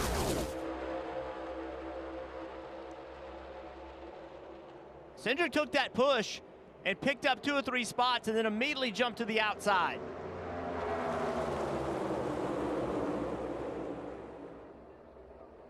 Talk more about Berry. Parker, what you got? Well, as we watch him in that top lane running to the 3rd position, something interesting on his radio when they got going on the stage and he was pushing McDowell, his spotter came on the radio and said, let's establish credibility pushing McDowell. And Jeff, I think this is something interesting that fans don't always realize. There might be discussions about who you're going to work with before a race, but sometimes those sort of packs that we see just sort of happen from who you work best with within the race. That's exactly what they were trying to do with McDowell, to show him that they could be a pusher. Yeah, Parker, you have a plan when you go into this race, but you just have no idea. You could have a teammate, and for some reason your cars don't line up well. You can't push that guy. You have to make those decisions on the fly. The 2021 Daytona 500 winner leads the way, and he was so close at Talladega this year as well, Michael McDowell.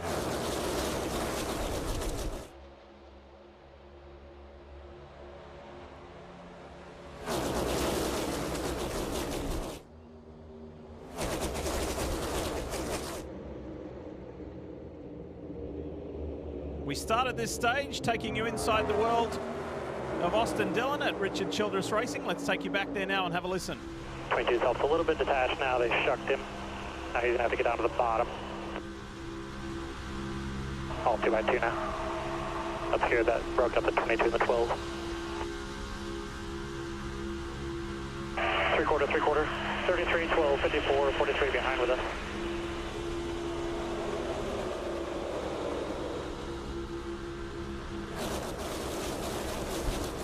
So just 1 line inside, 3/4 out front. 31-14 on the gap, that's 3 to 2 more. Still 3/4.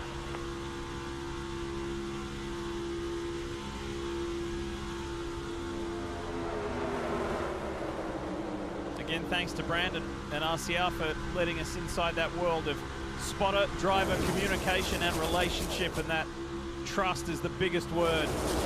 Clarity and trust for the spotter to help the driver.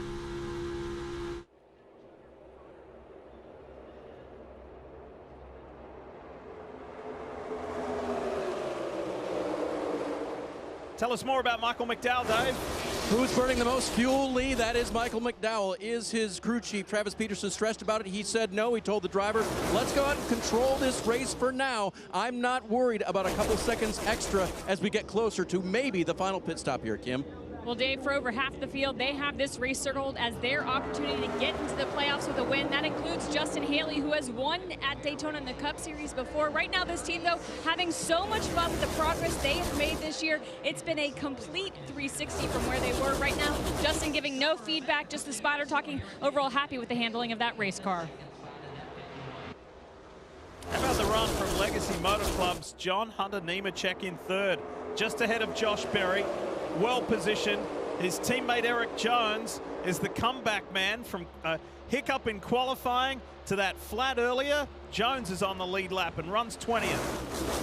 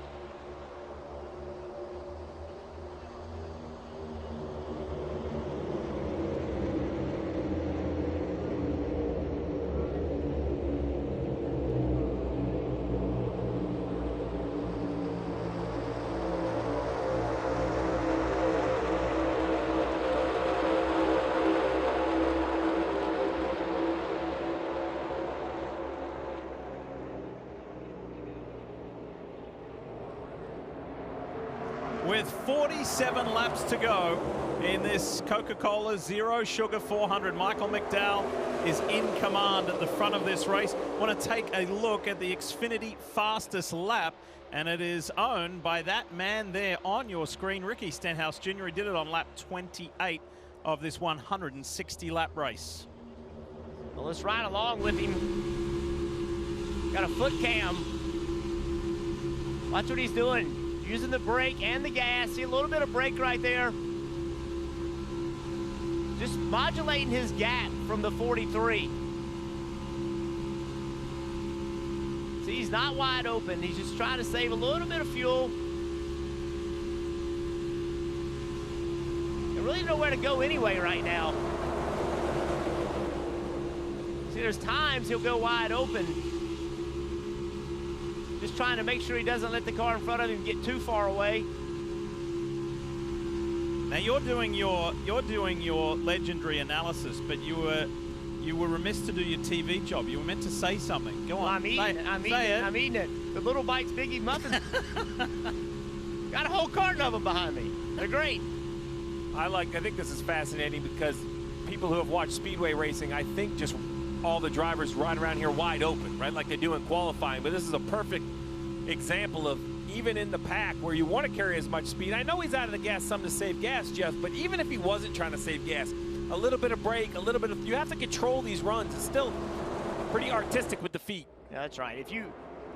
We've seen what happens when it doesn't get timed right. We've seen the wrecks. We've seen guys get spun around. There will be a moment in this race where he is no longer on the brakes.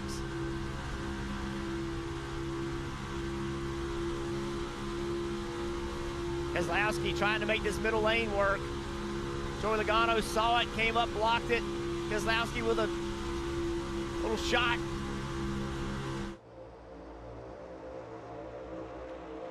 Marty, what you got? Lee, it's a fascinating game within the game here on pit road. So in essence, Michael McDowell and the 34 team is trying to bait everybody else to run hard here. Don't save fuel, even though the crew chiefs do want their drivers to save fuel. So Steve, what's the message to your driver? I just talked to Paul Wolfe. He said, listen, they're kind of forcing us to run harder than we would like to because we cannot lose the track position. Well, saving gas is only relative to the rest of the field. So if I'm back in the pack, let the leader run as hard as he wants. You know, the pace of the field is the pace of the field. You're all running together. So if the leader wants to save gas, you still save more. The difference from the leader to 15th is still the difference, regardless of how much you're using. And Justin Haley in that Rick Ware Racing machine sitting second said before this race, I feel the Fords have got good fuel economy anyway. And here's the perfect example. On the right side of your screen, split data between McDowell and Ricky Stenhouse. Look at the green bar under McDowell. Look at the green bar under Stenhouse. That's first to 23rd. My point is McDowell wide open the majority of the time. Stenhouse running the same speed, 194 miles an hour, running faster than the leader, using half throttle. That is the whole beauty of the draft and being in traffic and being able to save gas.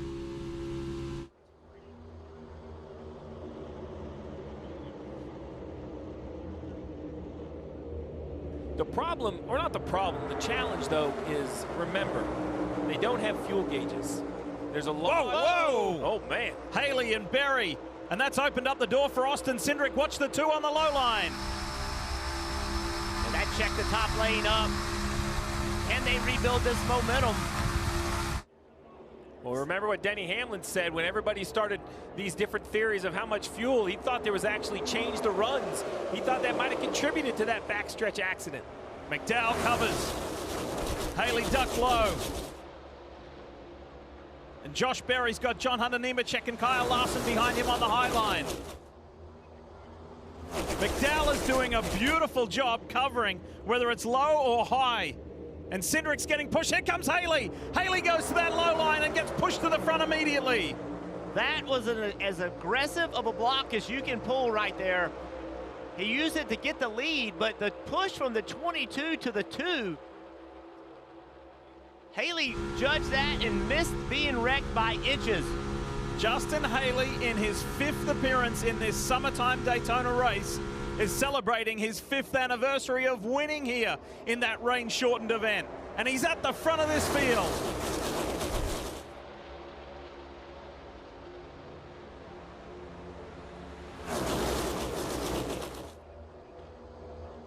Penske teammate still on the bottom of the racetrack.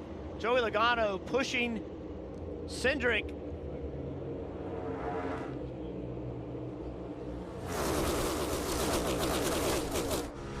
It's Ford heavy at the front, and that was emblematic of what went down in qualifying. The speed of the Blue Oval cars are impressive here at the World Center of Racing. They hold down the top 6 spots right now.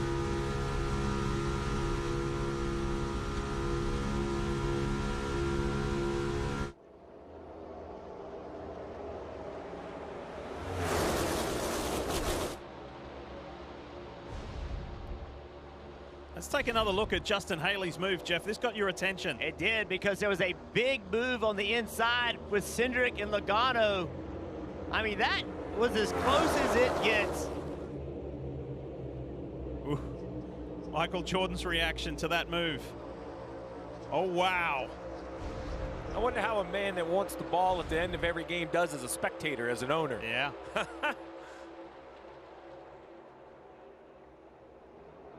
39 laps to go, this time across the stripe. It's setting up for an epic finish.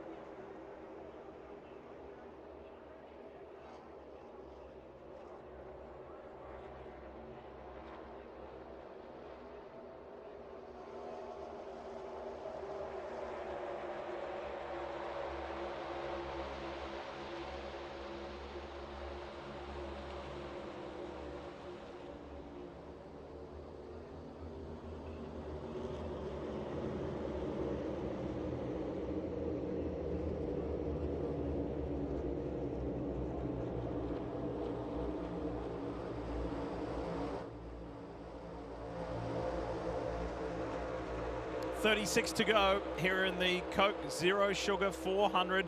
Justin Haley for Rick Ware Racing leads the way, and he's led more laps tonight than what he did when he won in 2019. He only led 1 lap that night to get that victory in the summer race here in Daytona. Let's take a look at the Toyota driver update, and it happens to be John Hunter Nemechek, highest placed Toyota runner, who sits in 3rd at the moment. Started 31st. He's having a great run. All by himself. The next Toyota is Christopher Bell down at 14th. And why that matters is if they start pitting, many times we see them pit with manufacturers. The first Toyota is a long way behind Nemechek. So let's set the stage. 35 to go. If you come to pit road now, you can absolutely make it to the finish on fuel. The trick is, what are you going to do when you're on pit road? History says gas only. And we heard the crew chief of the 47 say, for as little time in the pit box as possible, to do that, you have to save fuel. Let's listen in to Kyle Larson in the 5 car. Give me a little more on the saving side. I'm trying all I can.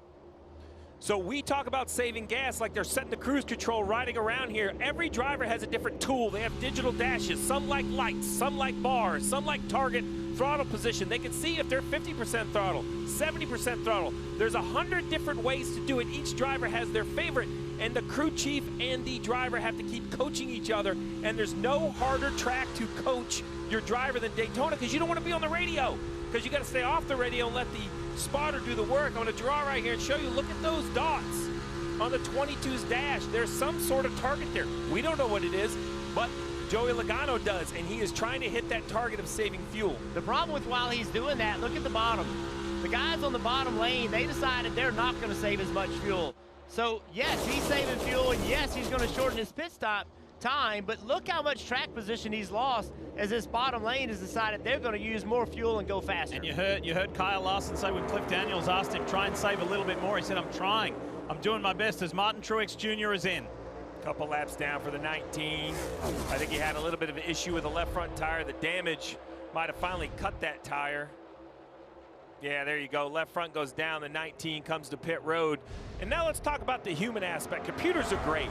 Prediction models are fine. How much fuel you need. Jeff, as a driver, you have to get to pit road, get on single file, not have an issue getting your pit box the right way. If you're not single file, it's okay, but you can't get blocked out of your stall. And then the gas man, we have to have a clean plug-in with an over 100-pound dump can.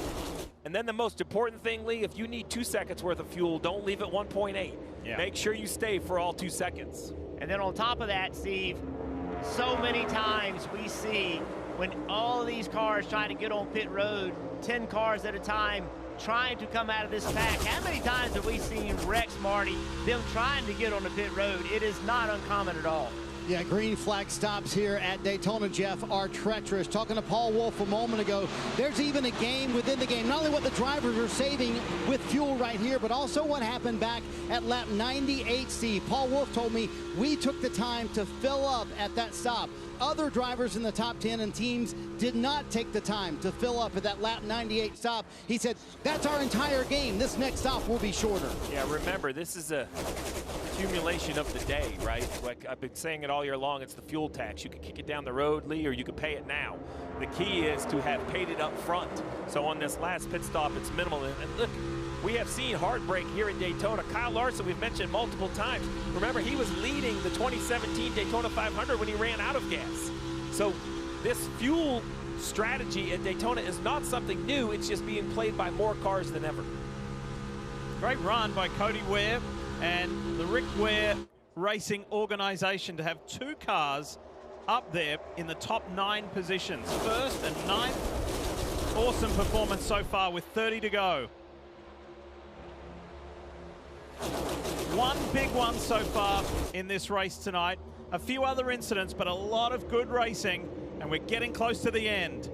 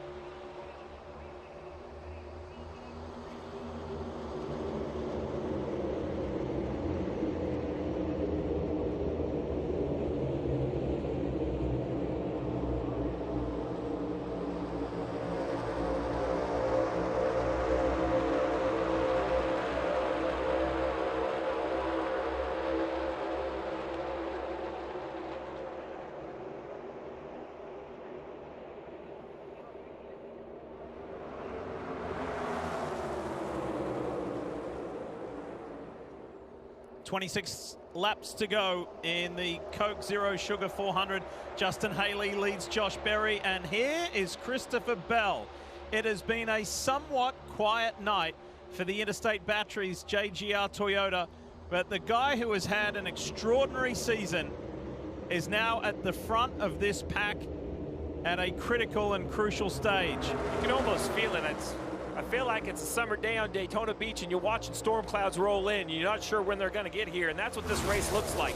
It was at the top, now it's on the bottom. That's just cars positioning themselves so when they want to pit, they can get there cleanly. Lap after lap, everybody gets a little more antsy.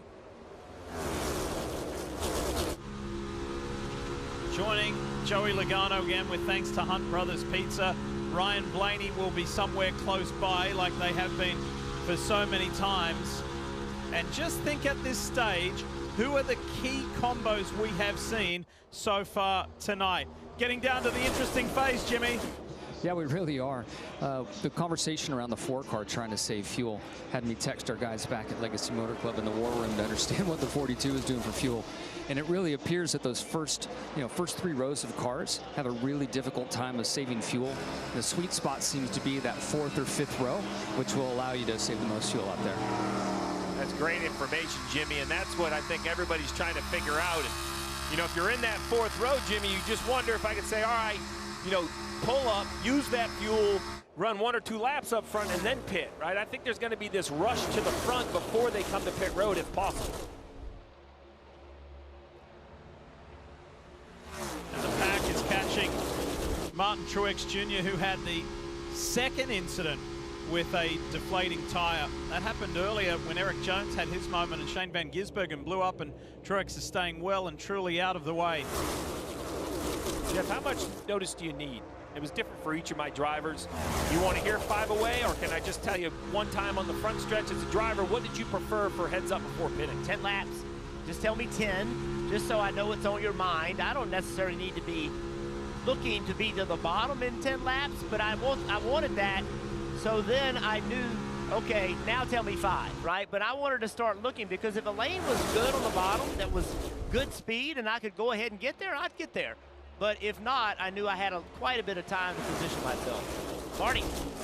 Jeff, terrific point, and Joey Logano just asked that question of Paul Wolf a moment ago. He said, how long until we stop? He said 5 to 7 laps, but they also reminded him, Steve, worry about your track position a little bit. Logano has had arguably the best car tonight. He's back in 17th now. Does he have to gain some of that back before they stop? 17th and stuck on the top 3 wide. So even if he wanted to come, it would take a lap to figure it out. Let's add into all of this.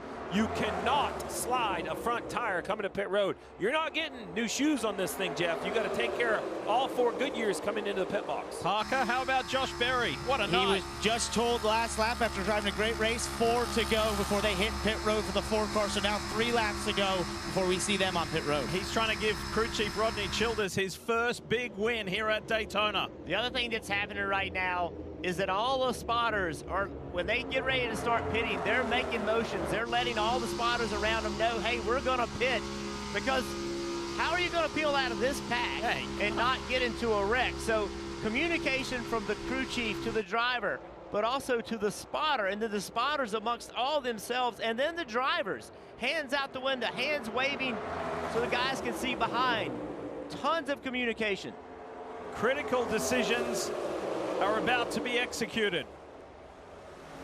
That's going to have an impact on the complexion of this race. You'll see the drivers down the back straightaway. You'll see hands out the windows when they're going to pit the next time by. You just got to give as much notice as possible. Yeah, it does you no good to get run over coming to pit road. Whoa, here we go. John Hunter Nemechek goes for a wild ride, trying to get down to that low side, and had contact with Haley. And that was a fortunate escape. Lee, a change at this racetrack. All of that is now pavement. That used to be grass. It's over on the back section, heading towards what was known as the bus stop, the Le Mans chicane as it's called now. And look at that. That once upon a time, to Jeff's point, was grass. Thankfully now it's all asphalt, and John Hunter Nemechek does not roll. just slides. Watch some contact from the 5. Boom. That shoots him into the 51, and around he goes. And that noise is grinding pace out of that race car. It's bringing the speed down. When it gets in grass, it doesn't slow down like that. We've seen so many cars flip. You can see the contact from the 5. It moved the 42, and around he goes. Big test for that new fin on the rear window. You saw the back of that car hop a few times. Without a doubt, stayed glued to the pavement, as you pointed out, Jeff. Very important. And so now, all of those teams and drivers are expecting green flag stops. Some had given up track position, right? Thinking they were going to get green flag stops. Now they're all going to pit under caution. That was a mighty shove from the 5 onto Nemechek. That sent him to the left across the front of Justin Haley and down, and fortunately gets away with it. So now, oh, there you go, Jeff. Top of the screen, right? This is the grass you spoke of? Yeah, that's right. So cars used to go through that grass, then they'd go on this pavement over here where the road course actually is, and they'd get back in the grass. There was a big transition. Saw several cars flip as soon as they got to the grass. So great addition from a safety standpoint to this back straightaway. It's also going to have a positive effect on the Rolex 24 as well, because the sports cars quite often come to grief. They're exiting that Le Mans chicane right there. Oh, now they can. Now that argument can carry on even further. So now, Jeff, you kind of pointed it out. We were building up to these waves of green flag pit stops. So now the challenge at hand is still real. Everyone has to come to pit road. So now there's a bunch of factors in the equation, Lee. First of all, how much fuel do you need? How much did you save? How much fuel do you need to just complete the next 19 laps? Second, how much fuel do you want? Is this race going to end in mile marker 400, or are we going to see overtimes? And if we do, how many overtimes do you want to prepare for? Every fuel man on pit road trains year-round to be as agile and athletic as possible. When they pick up that dump can, it's going to be over 100 pounds on their throttle, or excuse me, on their shoulder, and they're going to try to almost engage the car before it stops. That plug time is going to be key, because the other issue is, even if it's not perfect, if you're a little off center, then the way the system works, you get air mixed with the fuel, it slows everything down. It's kind of all on your shoulders right here. Now, some cars towards the back, they might decide to take tires. They might say, hey, I have no track position, so let's not risk it. Here is the big move presented by Pods Moving and Storage. And this was a little earlier where Justin Haley said, I need to get down, and I got to get down in front of Austin Cindric. That was a pretty aggressive move, and it got all of our attention, including the attention of Michael Jordan, where he said, wow, that was aggressive, that was decisive. But for Justin Haley and his Rickware Racing Ford, the Beefaroo machine, it worked. Yeah, it worked great. The other thing, Steve, you did a great job of explaining the role of the team. What's the role of the driver? The role of the driver is to get down pit road as quickly as he can, obviously, but then also position your car on pit road so as soon as the guy is done fueling it, you can leave. If you get in your box too far, the person in front of you can block you. You've got to do your job. You also don't want to get too close to the wall, because now the gas man can't get over there and do his job. Driver's got to be perfect as well. All right, pit road is about to get very entertaining and very busy, and that's where we find our Marty Snyder. Kick it off, mate. Lee Kyle Larson has driven a terrific race tonight. They're going to need a little less than 3 seconds of fuel. Cliff Daniels said, wait on me to go, Parker. Austin Cindric pits from second place. It's going to be a 3 count of fuel. No Goodyear tires for him. Very happy with that car, Dave. Kyle Busch got to the lead. Can he keep it? Fuel only here. No Goodyear tires on the car. There he goes. And look at this crazy race off pit road. Austin Cindric gained 1. Brad Keselowski gained 4. It was a longer stop for Busch. He lost 4 positions. And this is why we're under caution. John Hunter Nemechek going for a wild ride, but not as wild as what it would have been if the grass was there.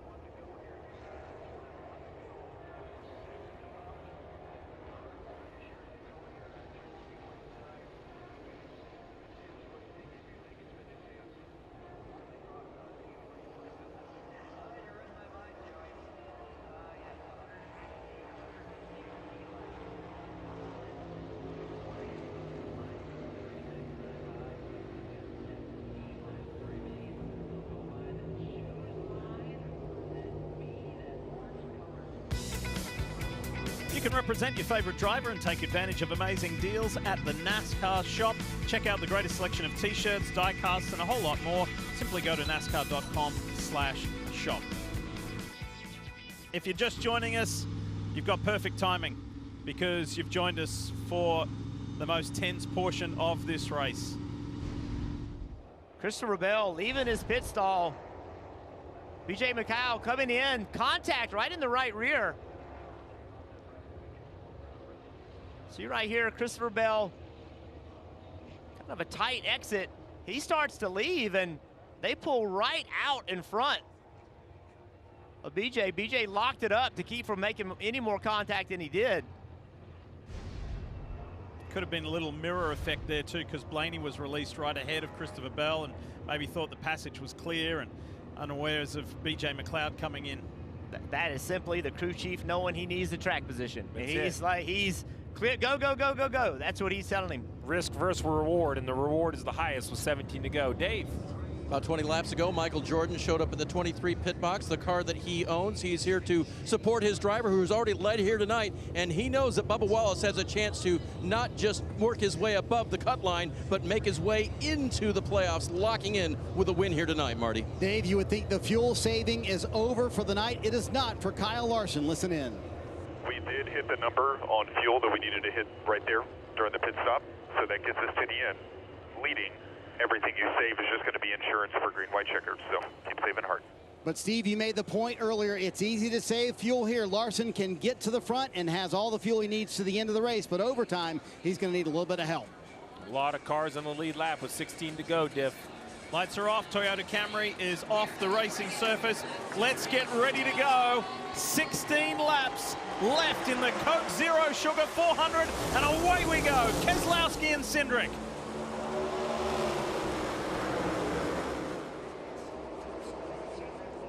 All the shoving, all the pushing that we've seen so far is going to be nothing compared to what we're going to see in the next 16 laps. Riding with Joey Logano. Michael McDowell up ahead. He's led 25 laps tonight. Second only to the man who is following him.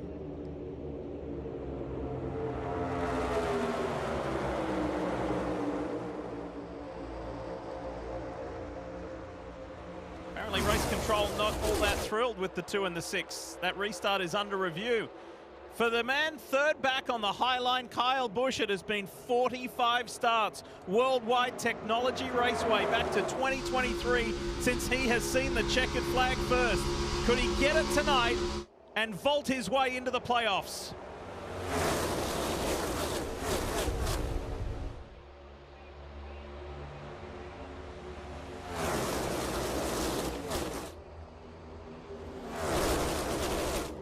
There's a penalty to Brad Keselowski. The night has gone away from the RFK man. Yeah, remember the rule. The control car, he has to leave first in the restart zone. The 2, he was the leader of the race, so he has to launch first. Brad Keselowski clearly gets the launch. So the 2's controlling the race. Once he gets past the first line, Jeff, he has the option to fire. And basically the 6 of Brad Keselowski is just trying to time it, right? He's just trying to leave with the 2. It seems very clear to me if you look at this. Brad, the orange car on the right there. He's accelerating. The 2 isn't going. I mean, it looks pretty clear that the 6 accelerates first. Yeah, and the 2 has from the time he gets into that box to that last line to go. Let's hear what they have to say. I definitely went after him. He got hit by the 5 and spun the tires. Yep, they're gonna, hopefully they look at that. So the defense is that, hey, it looks like I'm accelerating because I am, but that doesn't mean that the 2 isn't on the gas. See, right. Brad can hear that. He hears the 2 accelerate, so he goes, he's claiming the 5 hits and spins the rear tires. Up for NASCAR to decide. Inside the final 13 laps. Austin Cindric at the head of the pack. Larson in search of his first win here and first top 5 is well positioned in second, and Michael McDowell in that 34 on the low line. He wants another win here at the World Center of Racing to put himself in the playoffs. 6 hand out the window. I think he's decided now he has a service penalty. He does. He moves left. Now it's racing at the front.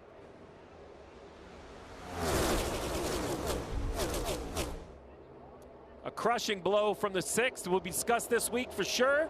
Brad feels like he's in the right. There'll be a lot of people looking at the data between the 2 and the 6, but either way, mid-race, NASCAR's made the call.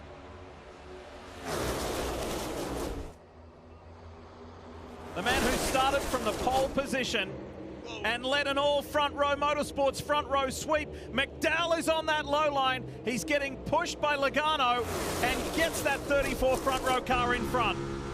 We talked about the pushers are going to get more aggressive. And we saw it right there. Look at this outside lane. Josh Berry's trying to get it working. Got a lot of cars with him. Got some help from Alex Bowman and Justin Haley and Chris Buescher. There might be life in that top line. Big run right there. That middle lane got checked up. They had to lift for just a moment, maybe some contact.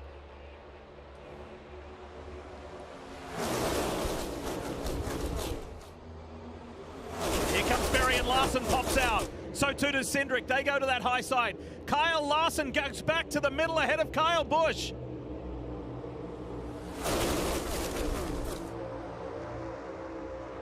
Look at the spread here with 11 to go, coming to 10. So now 3 wide. If you're in row 2, row 3, what do you do? How do you break out of this? The only thing you can do is push the guy in front of you. That's why it's going to get more aggressively. The only way you can separate yourself in your lane is to be a better pusher.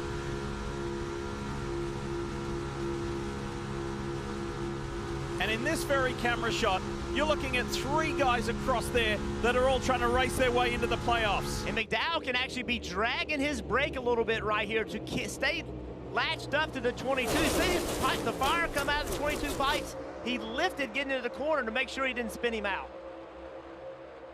Tyler Reddick is tucked in the middle there in that aqua-colored car, that Money Lion Toyota, right behind his teammate Bubba Wallace. Wallace now 18 behind on the playoff points standings. Can he push his way further forward over these closing 8 laps coming up? Oh, they got together at 3. Whoa! McDowell goes up high. Larson is in it. Reddick's in it. Logano, Wallace, Haley. That all started in turn 3. Cindric tried to lift to prevent it from happening, but he did not lift quick enough. It's the second big one of the night. Larson will be left waiting and wanting that top 5 again. McDowell went for a wild ride. Let's have a listen to his radio. That was uncalled for. Well, that was super uncalled for. Yeah, I don't get it at all. Well, we talked about it. It's 9 to go. And the aggression level is through the roof.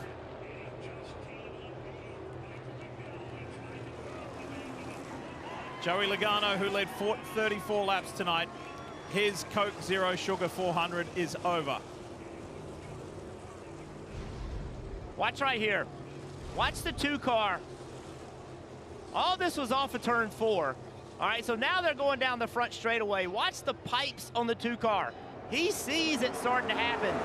McDowell pulls up in front of him. A push from Berry. Tries to get to the outside, lifts right there, and still contact. And then, look at this. Whoa.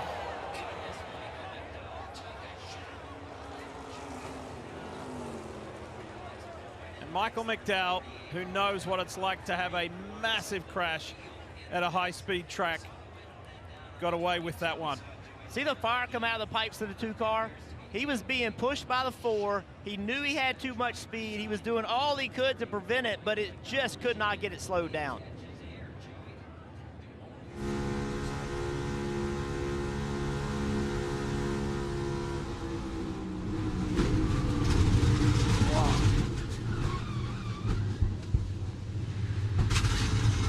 the additional aerodynamic devices that were applied on the cars this week to prevent the cars from getting in the air.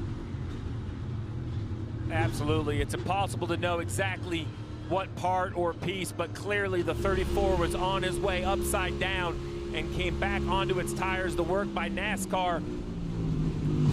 Look at this right here. Nowhere to go, nothing to do. Go for Ricky that Stenhouse. extra work by NASCAR helping. This is the concern, right? When you're hit with another car, when the 22 makes contact, the 34 instantly goes in the air. And if this car continues to tumble, it's the 22, 23 down the line, but it comes back, I say onto the tire, onto the wall actually, and then makes contact with the tires. You see Bubba Wallace in it, the 45 of Reddick in it. Both 2311 cars. This is the view from Kyle Busch.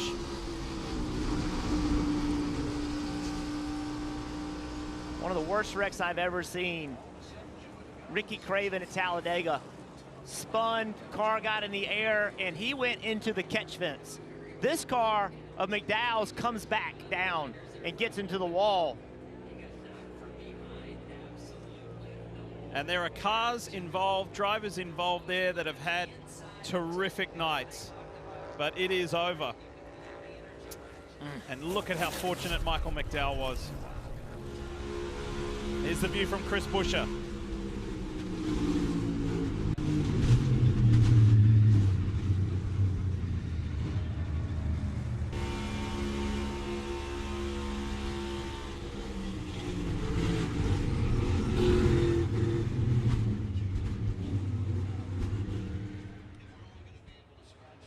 That's just amazing. I mean, it doesn't even look, I mean, it's 3,500 pounds plus of the 34 car. And at these speeds, it flies in the air like a Matchbox car.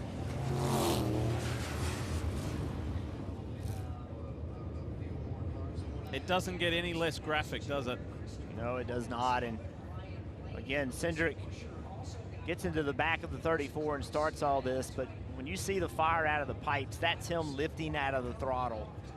And he knew he was trying to prevent it, but he just had too much speed and didn't lift soon enough.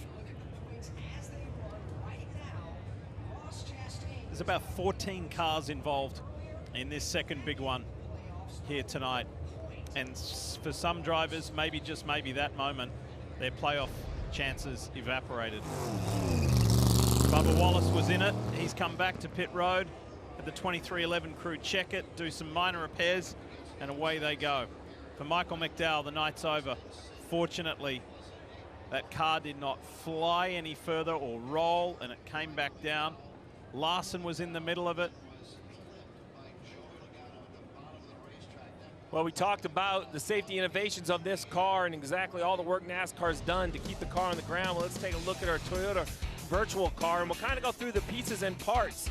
There are the flaps on the hood to let the pressure out from underneath the hood. There's also the flaps on the roof to slow the airspeed down. What's new for this vehicle that we currently race is that green cable right there is connected to another flap underneath the car on the diffuser. It makes a tremendous amount of downforce going forward, but when it gets up in the air, it actually can act like a wing. So the right side flap, when it opens, it pulls a pin and releases the flap back on the diffuser. It all looks great, but how does it look when things go bad? Well, let's turn the air on in our wind tunnel and take a look at this. So we'll take our Toyota, we're gonna spin it around, and as we spin it, you see all the flaps open, and you see that red light. That's kind of that high pressure, right? That is where high-speed air is hitting those flaps, and that is slowing that airspeed down. Remember, how does a wing work?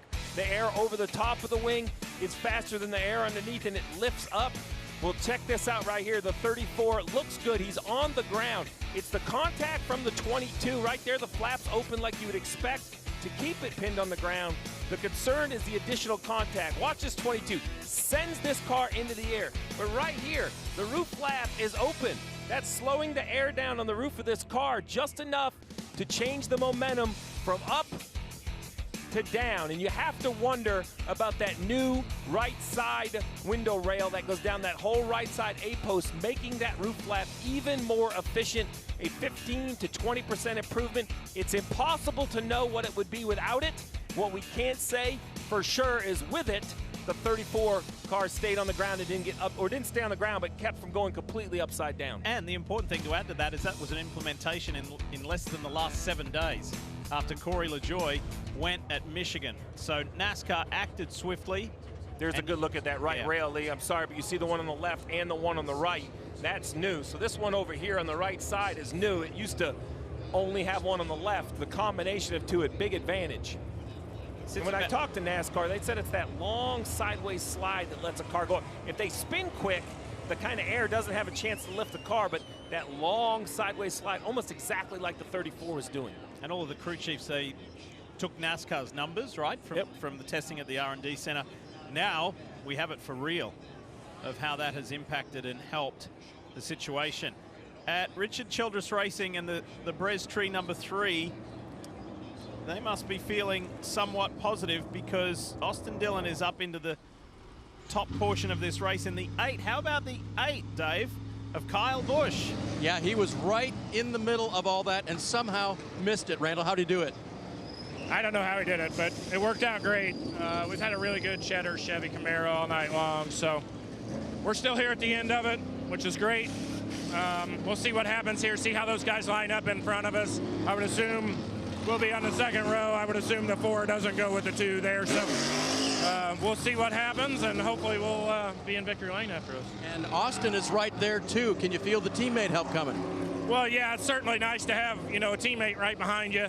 I hope those 2 work together well, and we'll push forward in this. We've kind of been in this situation before last year where we both restarted on the front row and got worked over and didn't make it happen. So I know those 2 both got it on their mind to kind of overcome that and redo it a little bit. So hopefully we'll get these 2 hooked up and take these 2 Chevys to the front. Remember, a win in the next 2 races, that's the only path to the playoffs for Kyle Busch. Kim?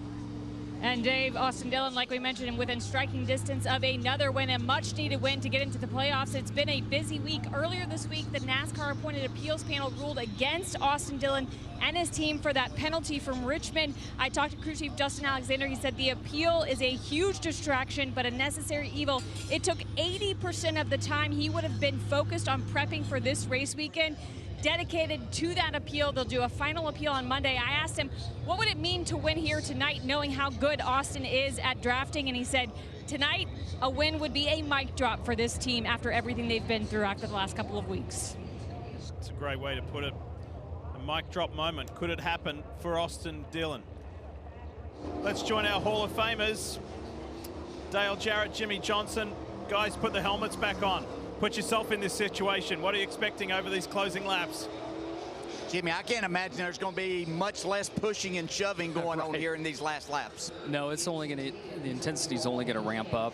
If I'm sitting in the seat, did we put enough fuel in the car? Yeah. We know there's going to be another caution. So how many more cautions, how many more laps, and then which lane do you need to be in trying to create that opportunity going down the back straightaway? Yeah, and when you look up here inside the top 10, you've got drivers that are looking to get that win to secure their spot in the playoffs. I mean, look at it. Josh Berry, Kyle Busch is there. Harrison Burton is there. Todd Gilliland. Eric Austin Jones. Dillon. Eric Jones. I knew you were going to get to him, so he's done a great job. Yeah, he's doing a great job. This is going to be a really exciting finish. Okay, guys. So this is when a driver knows that he is going to have to do things, Lee, that make him exceptionally uncomfortable. He's going to have to put his competitors in positions that they don't want him to be put in, and it's just what's required. And every driver knows, and any driver that's ever been in this race knows, that these next 3 laps are as intense as it gets. And we just saw what happens when it doesn't work out. They all are happy they didn't get in that wreck, but they all know there's a good chance they're going to get in the next one. But you have to assume that you're going to make your way through it. That's the only way. You have to push, you have to shove, you have to block. And that's why Jimmy Johnson, 7-time champion, said there would most likely be another caution. Do you remember, Stevie, how Ross Chastain has been telling us all that it's only math? It's mathematics? Well, the number's looking good for Ross as he's above the cut line as we sit right now, but there is still plenty to come. Yeah, who the winner is affects Ross Chastain as much as anyone, because that's with Cindric leading, who already has won a race, right? We get a different winner. The other thing to point out, we've seen a lot of overtimes and green-white checkers. This will be a 3-lap sprint. Who knows what the extra 2.5 miles would bring. Make note of the 24 car here. Look at the damage on the front end. How can he push? What kind of pusher will William Byron be? Does he have a sturdy enough nose? Look at the damage. Can he push the 4 of Berry the way he really needs to push him? And if he gets there, he could do what our Jimmy Johnson did back in 2013, sweeping both races at Daytona. There's a lot on the line for William Byron. For Josh Berry, it could be his first big win. And how about Austin Cindric? Let's go! The final of the Coke Zero Sugar 400 here at Daytona. Who's got the magic? Can Kyle Busch break that drought and race his way into the playoffs?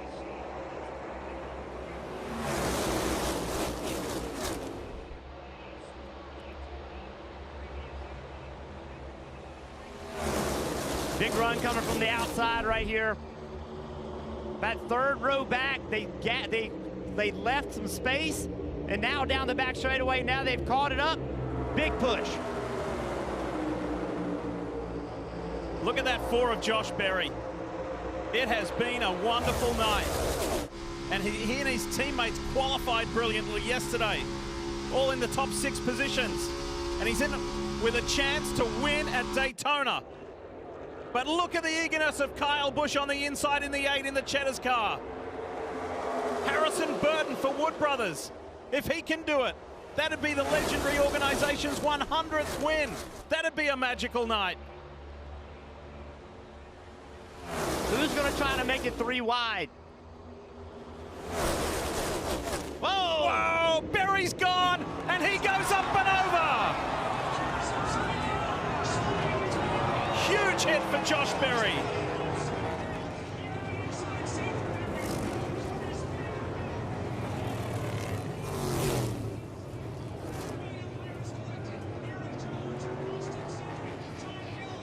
Eric Jones is involved. There's Austin Cindric.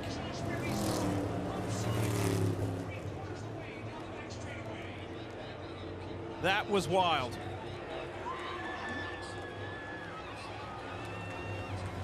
William Byron trying to get his way back as the AMR safety team are swiftly on the spot to aid Josh Berry on what had been an incredible night for the Stewart Haas driver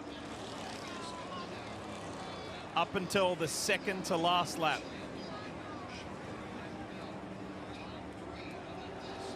AMR team there, they train a lot on getting this, knowing how to get this car flipped back over. You see the gentleman on the ground, he's in communication with Josh.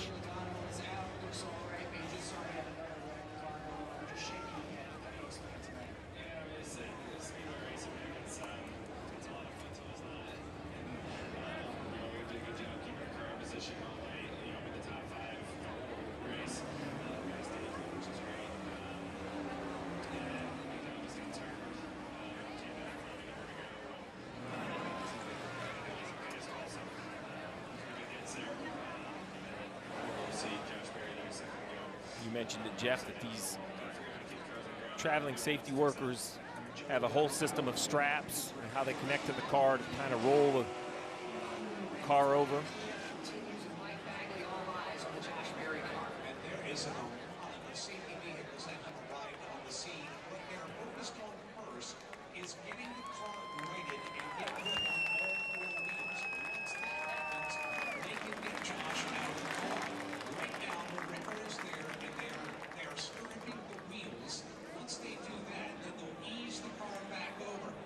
Josh Berry's in good hands with the AMR safety team here. They'll get that car right side up. And the desired result is to see what we have seen from Corey LaJoie last weekend and others. We want to see Josh Berry get out of that car and give us the thumbs up. Last few laps this year, right? So, yeah, good run for us. Appreciate everyone at RWR for that hard work. Had a good car, led some laps, and go on to better tracks next week. What do you take away from something like this? When you were out there, you were leading laps, you're leading the field. Yeah, it's just field strategy and pit stops and stuff. I mean, we Just got lucky to flip one of those stages there, and we're able to get up front. So, yeah, good run. Justin Haley out of the care center tonight.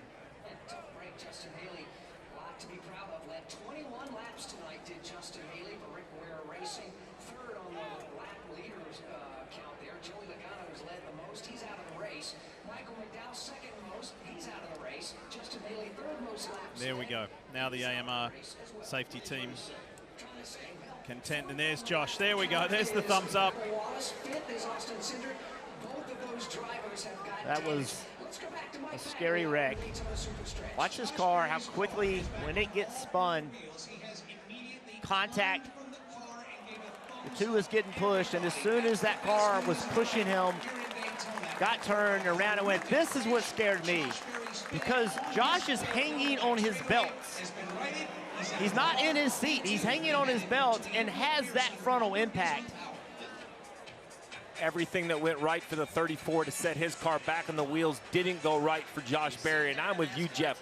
The flip is the first concern, but then the hit into the wall when gravity is pulling you out of the seat is just different. Multi-point harness is trying to hold your hips and your lower body tight into that seat. But as you run all day, the heat, the sweat, everything kind of loosens up a little bit. You have to keep tugging on those belts. It was so great for Josh to get out. And again, that speaks to the structural integrity. Here's the view from Austin Dillon. Oh. Massive hit with Gilliland. Austin thought he was going to miss it, and then Gilliland came from nowhere. See, here's the push from behind, and then it moved the 2 car up. And again, pushing gone wrong. What a violent hit. See, right there, there's the push. And they all stacked up, the 8, the 20.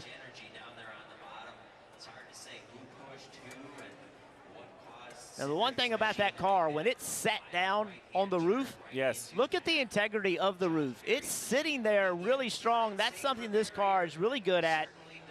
The older car, that roof would collapse. This car is much stronger. This is two weeks in a row, Steve, with cars in the air. Yeah, a change was made. Obviously, more work to be done. At these speeds, the cars, here we go, this is on board with Barry. Have a listen.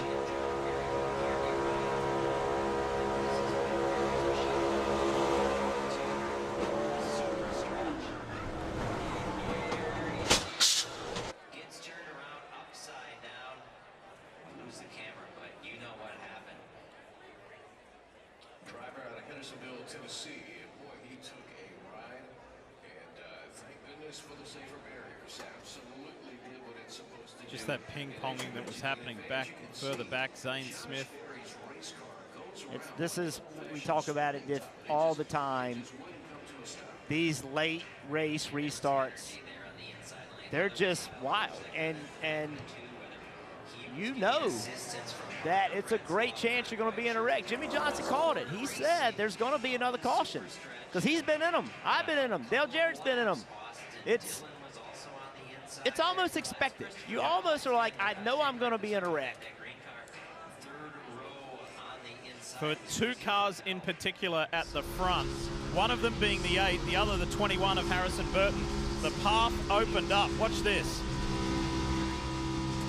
And there's the Dex imaging machine of the Wood Brothers 21. So the 8 and the 21 got clear passage. Watch this. Straight through. Christopher Bell, also lucky. Todd Gilliland was not. Parker Retzlaff got through. He had an open passage as well after a tough night last night in the Xfinity race. He may just get an amazing result here in this Cup race. You mentioned Corey LaJoie last week. This role is so eerily similar. This is a little different because the 2 is still making contact to the 4, but almost the exact same, turn. It looks the same, right? Car turns left, slides for a bit.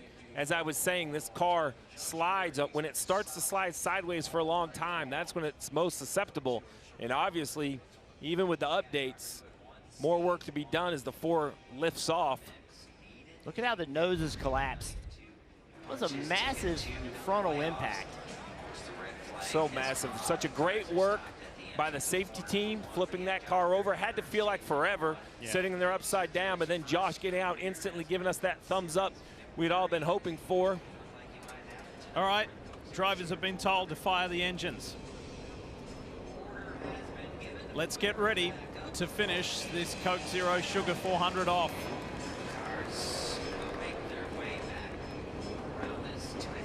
That last caution, remember Brad Keselowski was racing for the lead. Yes. Got penalized. Served the penalty. Served the penalty, got the free pass, and here he is sitting in 6th place. There's the extent of the damage to Josh Berry's Ford. Look at the roof. Yep. Look at the integrity of the roof. Like that is a great sign. The car flipping is bad, but this part of it, that is good. This car is such stronger race car in that type of wreck. And for the second time in a week, we get to see that. Very similar, right? Unfortunately. Yes, unfortunately.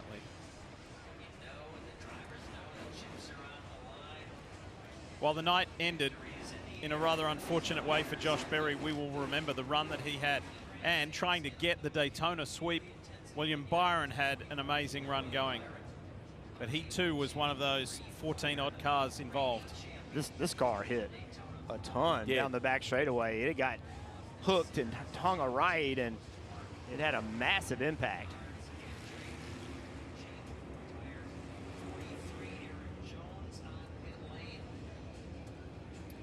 So while all of that was going on, and take you back to a moment in time when Parker Kligerman caught up with Joey Logano.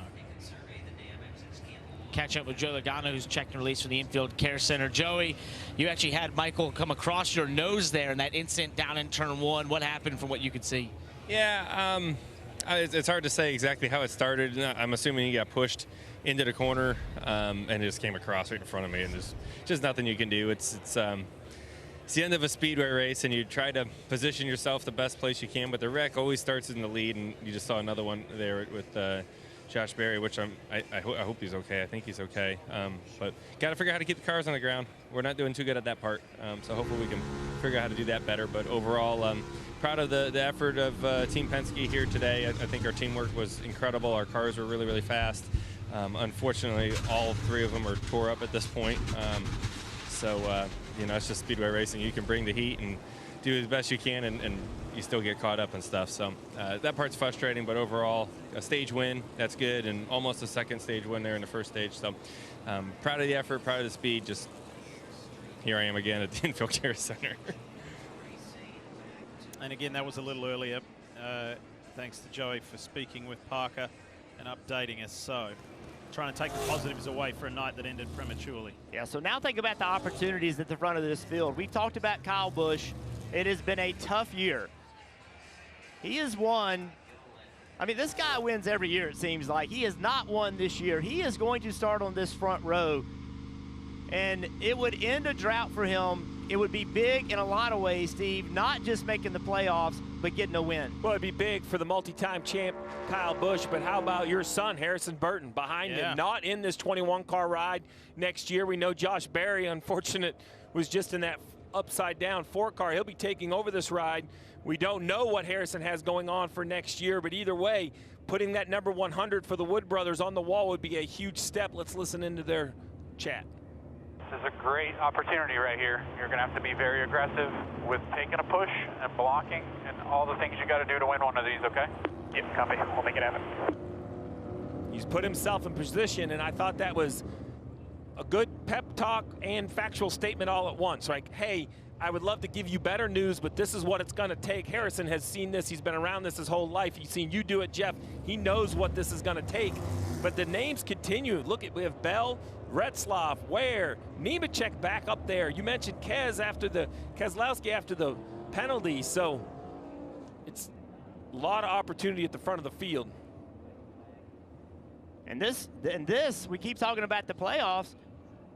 We keep talking about the playoffs, and what we've always looked at is not with a surprise winner, but if you get Kyle Busch to win this race tonight, if you get Harrison Burton to win this race, if you get Nemechek to win this race, it completely shakes it up. And that is not at all what all those guys on the cut line want to see. And I think this is super interesting for Kyle and Harrison, for the people that are behind them, right? So Christopher Bell has been up here a lot. Now, Parker Retzlaff does this on Saturdays in the Xfinity Series, so he has some experience. John Hunter's obviously been in all 3 series and found success. Cody Ware, but it's just guys maybe you're not used to getting these pushes from at the end of these races. But those guys on the front row and the bottom, they were teammates. Those guys worked for years as teammates. Parker. Catching up with Josh Berry here, who just checked release from the infield care center. First of all, are you okay? And what a scary ride that was down the backstretch. Yeah, I'm all good. Actually, probably wasn't as bad as it looked. But, man, I'm bummed because we had a hell of a night going. Just such a great job by Rodney and this whole 4-team. Car was so strong. I mean, we were in position. Man, I just, I'm really proud of the job I did tonight. Really proud of the job the whole team did, man, because we were in contention, and, you know, that could have been our day, but didn't work out. Just want to thank everybody at Stewart Haas Racing and Ford and NASCAR for building safe race cars, Eero for coming on board tonight. Man, it's disappointing, but whether we'd have won or flipped, we're going to go to work Monday and try to win next week. What a great sight being able to talk to Josh, guys. Indeed, and although it didn't end the way he wanted, it was a phenomenal night. That 4 was at the front. All right, so these names you see on the screen have not been involved in one of the multiple wrecks tonight. That's the easier list to create. Exactly. So you said it, Steve. Who is going to be the best pusher? There's no question that Christopher Bell, Kyle Busch, they know how to work together. Parker Retzlaff, he just doesn't run the Cup Series that often. What kind of pusher is he going to be? 23-year-old Harrison Burton on the left of your screen, up against the 2-time champion, 63-time winner in Cup Series competition, Kyle Busch. We go into overtime, presented by Credit One Bank. Let's go! Is it going to be somebody with a win already this season, or is it going to be a fresh winner race their way into the playoffs? Kyle Busch leads the way. He has not won since 2023 and is desperate for a win. He's coming off one of his best results of the season last weekend in Michigan, but he's being pushed by Christopher Bell.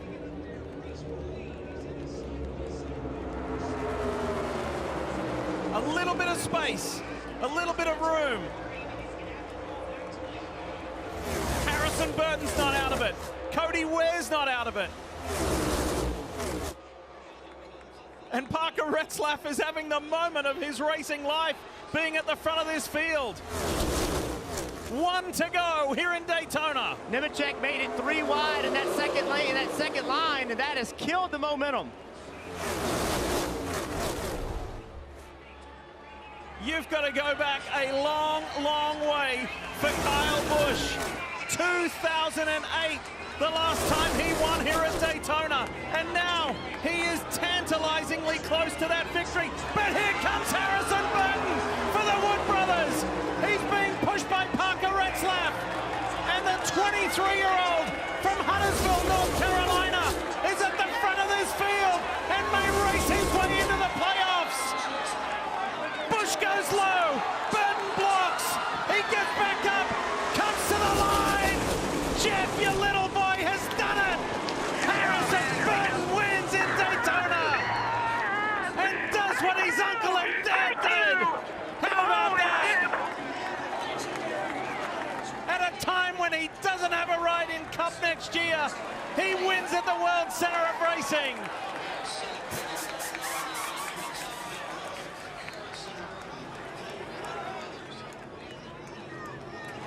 What a great night for the Burton family here at Daytona. What do you say, Dad? Hell, I can't talk. Nor can your wife. What a magical moment. It's the Wood Brothers 100th win. It's Harrison Burton's first in Cup. And he's going to the playoffs. What a drive. What a push. He found a way. The momentum wasn't there on lap 1. He found it. He forced help. Such a great job.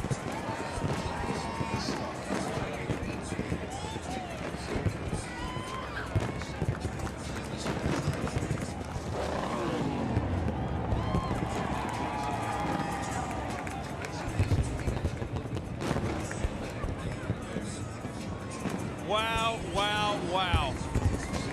What a finish.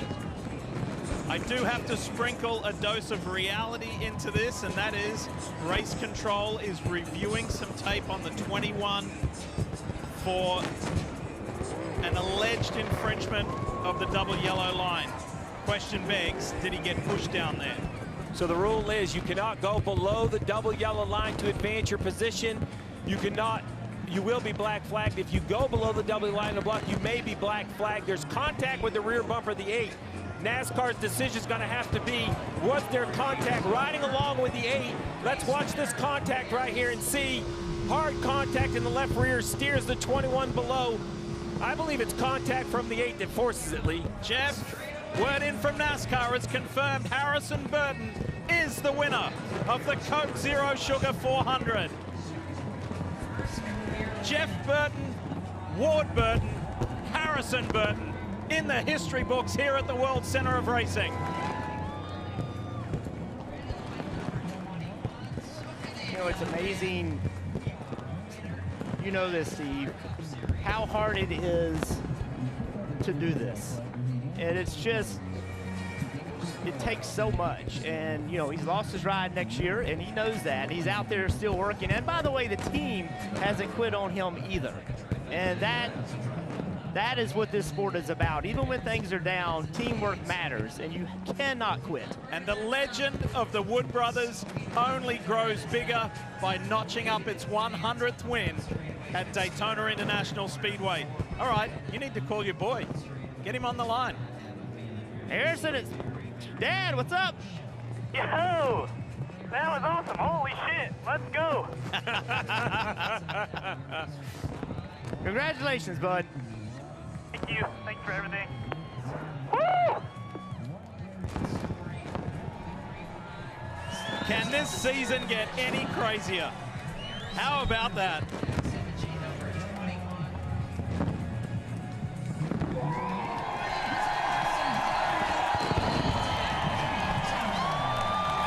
Get out of here, Jeff. Go be with your son and Kim and celebrate. What a beautiful night. Yeah, buddy. Oh, good job, buddy. Go, man! Good job, buddy! Ready?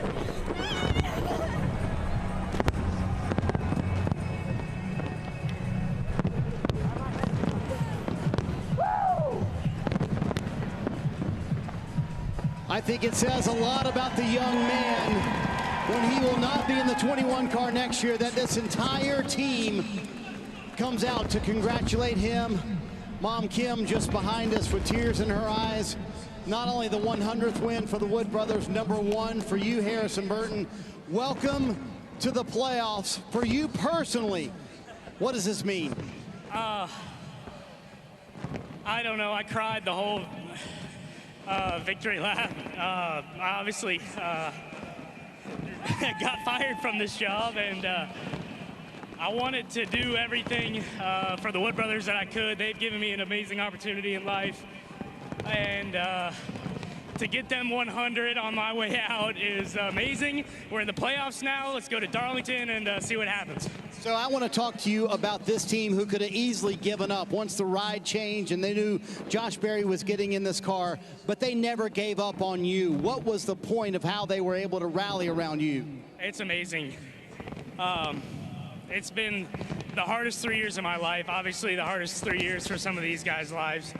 And to win the way that we just did, to beat the best in the business, Kyle Busch across the line, it's pretty fantastic. So I made a bet with Jeremy, my crew chief, that if we won, we're staying here and driving home. So we'll be at a bar somewhere. Come find us, and we're going to celebrate this one. Who are we going to have to calm down more, your mom or your dad? My mom. My dad was pretty calm on the radio. My fiance Jenna and my mom are both crying. And all those people have been with me in the worst days of my life and the best days. And good to get Dex Imaging and Victory Lane and get them another best day. It is a terrific day for the Wood brothers, but Lee, I think you said it best. What a night for the Burton family. Harrison Burton now in the playoffs for the win at Daytona. It just adds to what has been an amazing 2024 NASCAR Cup Series season. It just gets even more and more intriguing. And at a moment where Harrison Burton was uncertain about the future, there's one thing he is definite about. He's a NASCAR Cup Series winner. He's won on the biggest stage here at Daytona, and you'll see him race in the Cup Series playoffs. Two famous racing family names, the Wood brothers and the Burton family, victorious at Daytona.